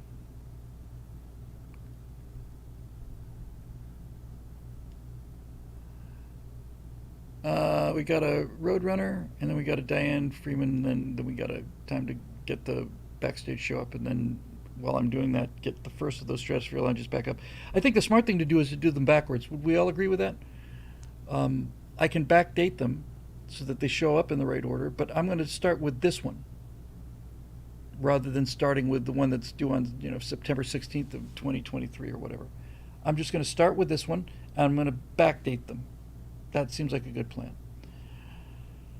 Roadrunner NM says, greetings, friend William. Greetings, friend Roadrunner. You mentioned in the show that the Misty FAC missions were the most dangerous during the war. I would suggest that the Wild Weasel strikes were more dangerous. Debate. I love all your shows. Please keep up the great work. Respectfully, Roadrunner. Thank you, Roadrunner. Affectionately, Bill Whittle. Yeah, I'll tell you why I think Misty was much tougher than Wild Weasels. Um, so the Wild Weasel is a term used for the suppression of enemy air defenses. And a Wild Weasel mission would consist of this. You would take a jet, used to be F-4s were very good at this, Hornets are good at them, F-16s are good at them. And you would fly a jet into enemy air defenses, surface-to-air missile rings, with rings meaning their ranges, anti-aircraft guns, and so on. But a Wild Weasel mission usually went after SAMs because they could hit the higher flying targets, and a lot of times you just fly above what the artillery could do. And you would fly in there and you would intentionally activate that radar The first version of an anti-radar missile we had was called a Shrike. And so if I'm flying along in a Phantom and a ground defense, a surface air to missile defense installation turns on its tracking radar and then its targeting radar, so it locks onto me. Now, it's getting ready to send a missile my way, but it's got a radar beam that's locked onto me, and the Shrike missile, you would launch from the jet, and the Shrike missile would fly right down that radar beam, right to the emitter, and it would hit the radar. And once you took the radar out, you could have a ring of 6 or 7 or 12 missiles, but they're worthless pieces of metal if the radar's out. And so the Shrike would go right down that radar beam and hit that radar emitter and take the whole site out of action. And that would be a suppression of air defenses. That'd be a Wild Weasel mission. We've replaced the Shrike with a weapon called the Harm, which has a major advantage. And the Harm will see that radar emitter, and it will then locate that radar emitter in GPS coordinates so that if they turn the radar off, the Shrike doesn't know what to do. The Shrike is just following the beam down, but the Harm, once launched, once it's got a decent bead on the target, you can turn the radar off on the Harm, and the Harm will still hit that area or close enough to presumably take out the radar. So you don't have to stay lit up. But let's take the worst case with the Shrike. You fly high enough, they lock a radar on you, they start shooting missiles at you, and you have to keep that radar on you, meaning you have to stay above the horizon long enough for that missile to ride down that beam and take out that radar, which means you have to dodge SAMs. But the reason it's much harder to do a Misty mission than a Wild Weasel mission is, the Wild Weasel mission goes in there with a specific purpose. They are going in there to kill that radar site. They've got weapons designed to kill that radar site, and they've practiced their missile evasion techniques. The Misties didn't have to deal with surface-to-air missiles very often because they were much lower than that, and they were dealing with very dense jungle canopy. The thing about that dense jungle canopy is you can hide a SAM down there, but the SAM can't shoot through the trees, and even if you were to make a small clearing, that's going to stand out. And furthermore, if the SAM looks anywhere on its horizon, it's going to see trees on the horizon. So mostly the purpose of the Misties was to go in and draw ground fire from sites that were invisible. They didn't know where they were. And much more important than that, the Misties had to stay there because the Misties couldn't take out the site. The F-100s weren't designed to take out the site. A Wild Weasel mission goes in there to take out enemy air defenses with the weapons needed to take out enemy air defenses. You have the Shrikes or the Harms for the SAM's radars, and then you'd go after anti-aircraft artillery with rockets or bombs or cluster munitions or whatever. The Weasels were armed to defend themselves, but the Misties would go in an F-100s and they would sit there and fly low until somebody would open up with them on a machine gun. Then they'd have to turn around and put a smoke marker in there. Then they'd have to stay there and wait until a strike package would come in, and then the strike package would bomb the smoke. Hit the smoke. That was the Misty's motto, just hit the smoke. And then when they were done with that, then they would go back up to a tanker, come back and do it again. So they didn't know where the fire was coming from. A lot of times they would hold fire until they had the guys, well and deeply into the area. And sometimes it would just open up from all directions. So the Misties had a 22% shoot down rate. I don't know what a Wild Weasel shoot down rate was, but I'm quite confident it wasn't 22%. 22% of the Misty pilots that flew were shot down, including Dick Rutan. One of them was shot down twice. Something like 6 or 7 or 8 of them ended up as POWs. 7 or 8 of them were killed in action immediately, just got hit and were killed. But Dick Rutan was shot down on a Misty mission, on his 105th mission. These Misty pilots were supposed to fly 150 missions, but Dick was so aggressive that he got shot down on his 105th mission, and the flight surgeon just said, "That's it, Dick, you're done." I met Dick's flight surgeon. I met him at Dick's memorial service. They were good friends. And 24 hours after Dick got fished out of the Gulf of Tonkin, he and the flight surgeon were on their way to, might have been Brisbane or Perth, but they were headed to R&R in Australia, and they said they spent the best 2 or 3 days of their lives down there, and I bet they did too, because I went to Brisbane. I had a wonderful time down there. So yeah, I'm going with the Misties on that one. Again, just think about the duration. A Wild Weasel mission might be an hour, hour and a half long. Misty missions 5-6 hours every day. Over. They can't be orbiting up high safely. Their job is to light up the enemy air defenses so that somebody come in and hit them. Not just that, by the way. Mostly the Misties did a lot of things like they're looking for trucks. They were trying to stop supplies coming down the Ho Chi Minh Trail. If we were serious about that war, and I mean half serious about that war, even if you wanted to play the game of we're not going to go into North Vietnam, then we should have simply gone to the demilitarized zone, and we should have simply shut down the Ho Chi Minh Trail, period. Because it was a road, and trucks would travel at nighttime, and virtually all the Misties say they had a lot of respect for those North Vietnamese truck drivers who didn't get to do 100 missions, go home. They were in there for the duration. They were in there till they were killed or the war was over. And but we could have just shut that trail down. And the way you do that is you take an armored column and you go up the trail to where the trail crosses the DMZ, and you park tanks there. You blow the living shit out of anything that comes down the trail. So they're going to try and move the trail crossing to another point. So you put some guys on, hold the position you've got, and you simply stop them. You just stop them. But we didn't do that. We flew over the trail. We couldn't hit Haiphong.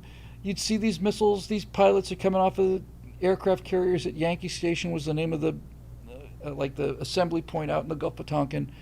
And naval aviators would fly over the coastline. They'd go feet dry, and they'd look down from their A4s and their F4s and their A7s and their F8s, and they'd look down and they'd see the SAMs that are going to shoot them down or kill them or their friends being unloaded in Haiphong Harbor, and they can't touch them because Johnson says, no, you might kill a Russian if you do that. Well, my feeling is if the Soviet didn't want to get killed, then maybe he shouldn't have been unloading missiles off of a ship in Haiphong Harbor. Maybe that was a poor career choice on his part, because I'd go down there and bomb the living shit out of those things. I'd sink those bloody transports, and I'd put every one of those SAMs at the bottom of the ocean. I wouldn't do it out in the middle of the ocean. I don't want to start a war with Russia over this. We all know how this game is played. But if they're unloading missiles in Haiphong Harbor and I see that, then that ship's going to take a couple of bombs, and so are the warehouses. That's how you fight a war. But nope. Insanity. They deserve so much better than what they got, those men. Last one for the night. From Diane Freeman. Hooray! Who writes, quick reaction to your topic tonight. I'm so beyond convinced that God exists, a mega-dimensional being that planned it, created it, and will never be fully or even closely understood until he allows us to at the end of the age. But my question is it conceivable that there's an IQ of sorts that measures something other than intelligence that determines whether or not you can think like a truther, a conservative, or a liar like a leftist? So you're not a materialist? By the way, Christians believe in evolution with a genus. You'd be stupid not to see that, but it should be within a genus. Yes, that's right. But then it's actually specifically described in the Bible, Genesis chapter 1, all creatures were created to regenerate after its kind. Simulation answer, God gave us free will. Okay, so let's see if we can go through that piece by piece. You're so beyond convinced that God exists, I am becoming more convinced every day, and I'm pretty much most of the way there now, I would say. It took me a while. But again, it took me a while because for many years my mind was closed, and then when my mind was opened, I had some legitimate questions, and they seem to be answered by data. My question is it conceivable that there's an IQ of sorts that measures something other than intelligence that determines whether or not you can think like a truther, a conservative, or a liar like a leftist? Let's take those pejorative terms out of there for a minute and just take a look at the guts of the question. When we're talking about this, we're not talking about intelligence. Some of the smartest people in the world believe the most idiotic things. In fact, one of the things about, take gender for example, or just take about just any of their most insane ideas.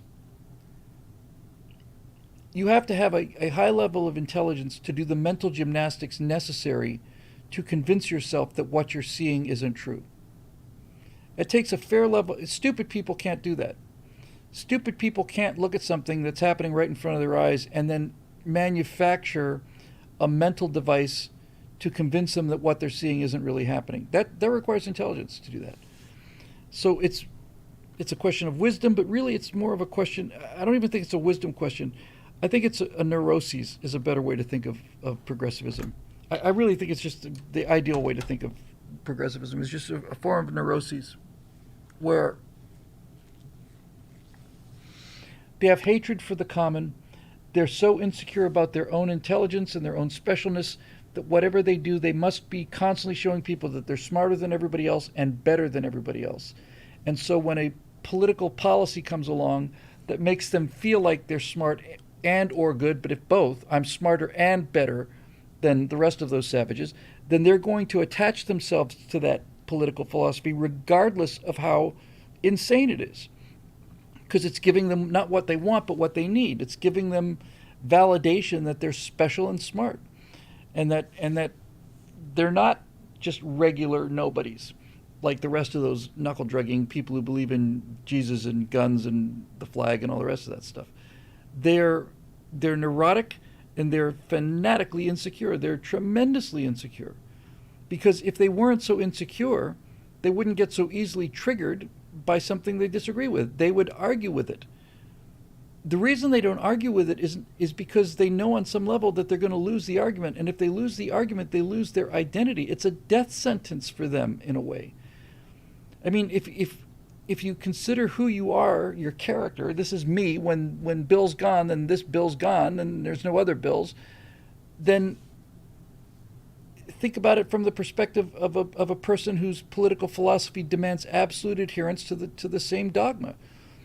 If I argue with a conservative instead of just hating them or telling them to shut up or shutting them up, then I might lose the argument. If I lose the argument, I lose my identity. If I lose my identity, I not only lose my friends, and my job, I die. I'm not who I used to be. Very few people have the courage to take the red pill. Let me rephrase that. There's a lot of people that end up looking at the red pill, taking the red pill, but there's very few people that are willing to say, you know what, I was wrong. I woke up. I changed my mind. That's why I named my blog Eject, Eject, Eject. When I say I used to be a liberal, I can never get that out of my mouth without immediately qualifying what I mean by that. I meant a liberal the way that Ronald Reagan meant liberal when he said he used to be a Democrat. I always believed in America. I always loved America, loved the military, loved business. Thought business was the way to go. I was not an anti-government guy, but I was never an anti-business guy either. I thought that I was always a capitalist. I thought people who wanted socialism were lazy. Even when I was at my most liberal voting, my most democratic. I didn't know anything about these things. I thought Ronald Reagan was a crazy old man who was going to get us killed because I didn't understand how people worked. I didn't understand how people worked, and I assumed that the Soviet Union was composed of 21-year-old theater students. And it turns out that the Soviet Union was not governed by 21-year-old theater students at all. It was governed by a small cadre of professional murderers that had been murdering for 70 years. I didn't know that. It's a neurosis. And I think the most pithy way I can put it, at least the most pithy way I've been able to put it is, it requires a certain amount of character. Character is the ability to withstand criticism, in my opinion. Character means I believe in myself enough to stay true to my beliefs even if everybody else disagrees with me. It's the courage to say the emperor has no clothes when everybody else is oohing and eyeing it about how beautiful his suit is. But the snappiest way I can put the difference between my perception of the difference between liberals and conservatives is this. A liberal would rather do something that causes harm as long as it feels good, while a conservative would rather do something that causes good even if it feels bad. That's the essence of it, in my opinion. And that's why I think it's clear that in order to be a conservative, you have to have character.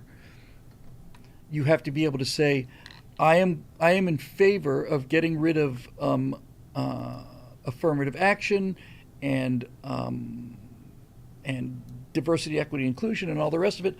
I'm in favor of that because I think it's bad for people, and I don't. And I'm going to tolerate being called a racist and a homophobe and all the rest of this stuff because I'd rather do something good and be made to feel bad for it than to do something bad and be made to feel good for it. So now one of the criticisms against conservatives is it says that they're afraid of change. That's not true. Conservatives are not afraid of change. They're wary of change. That's a very, very, very important distinction. I'm not afraid of things that are different. I am wary of them.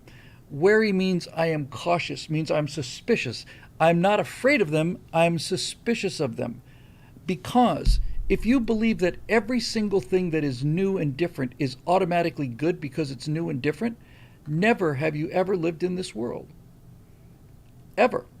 I believe in progress. Progress used to mean to me going faster, higher, and further. Progress now means letting boys call themselves girls so they can win swim meets because they're neurotic and cowards and losers.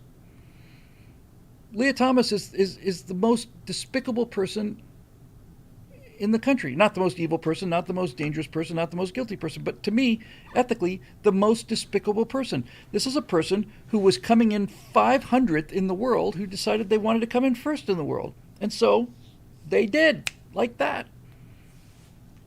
You know, they say, oh, she's so brave. Well, first of all, it's not a she, a he. And secondly, there's nothing brave about it. It's absolute selfishness. It's sheer ego. Sheer ego.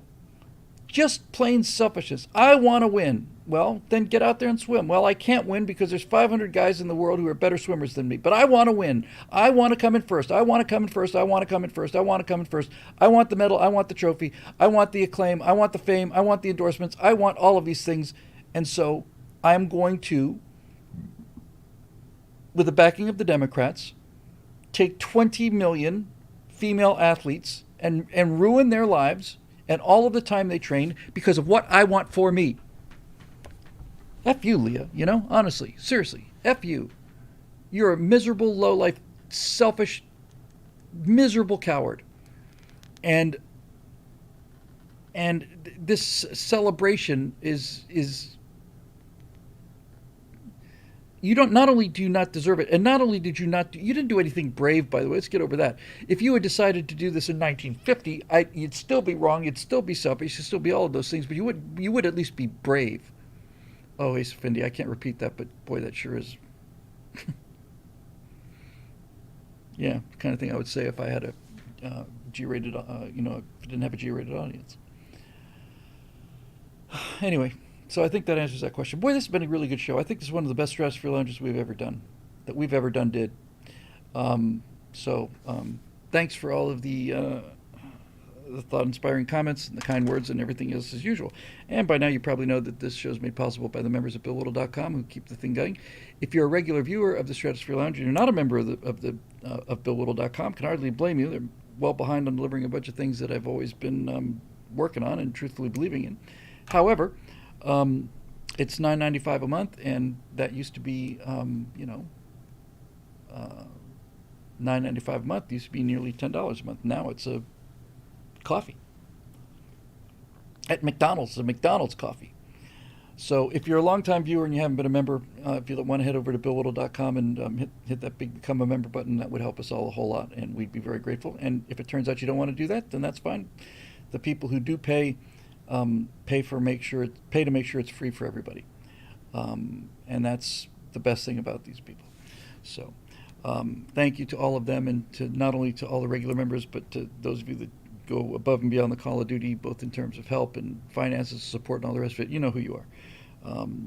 We never forget you. My wife never, and I never cease to be grateful to all of you, and neither does Scott Otter, Steve Green, or Shelley, or Zoe, who look forward to working with again as soon as we can kind of get that situation straightened out a little bit and figure out what to do besides Virtue Signal, because we did almost 200 episodes of that thing, I think, and we just plain ran out of virtues.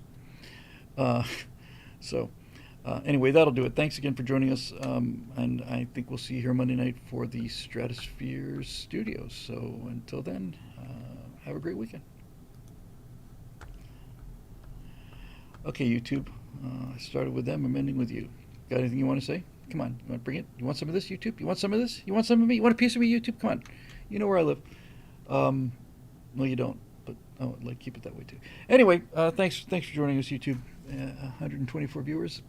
I'd rather have 124 great viewers than legions of idiots and d-bags. So you can all pat yourself on the back for that one. And we will see you Monday night right here on the very own Stratosphere Studio. And I'm going to get on that Stratosphere Lounge and get that baby posted because I said I would. We'll see you next time.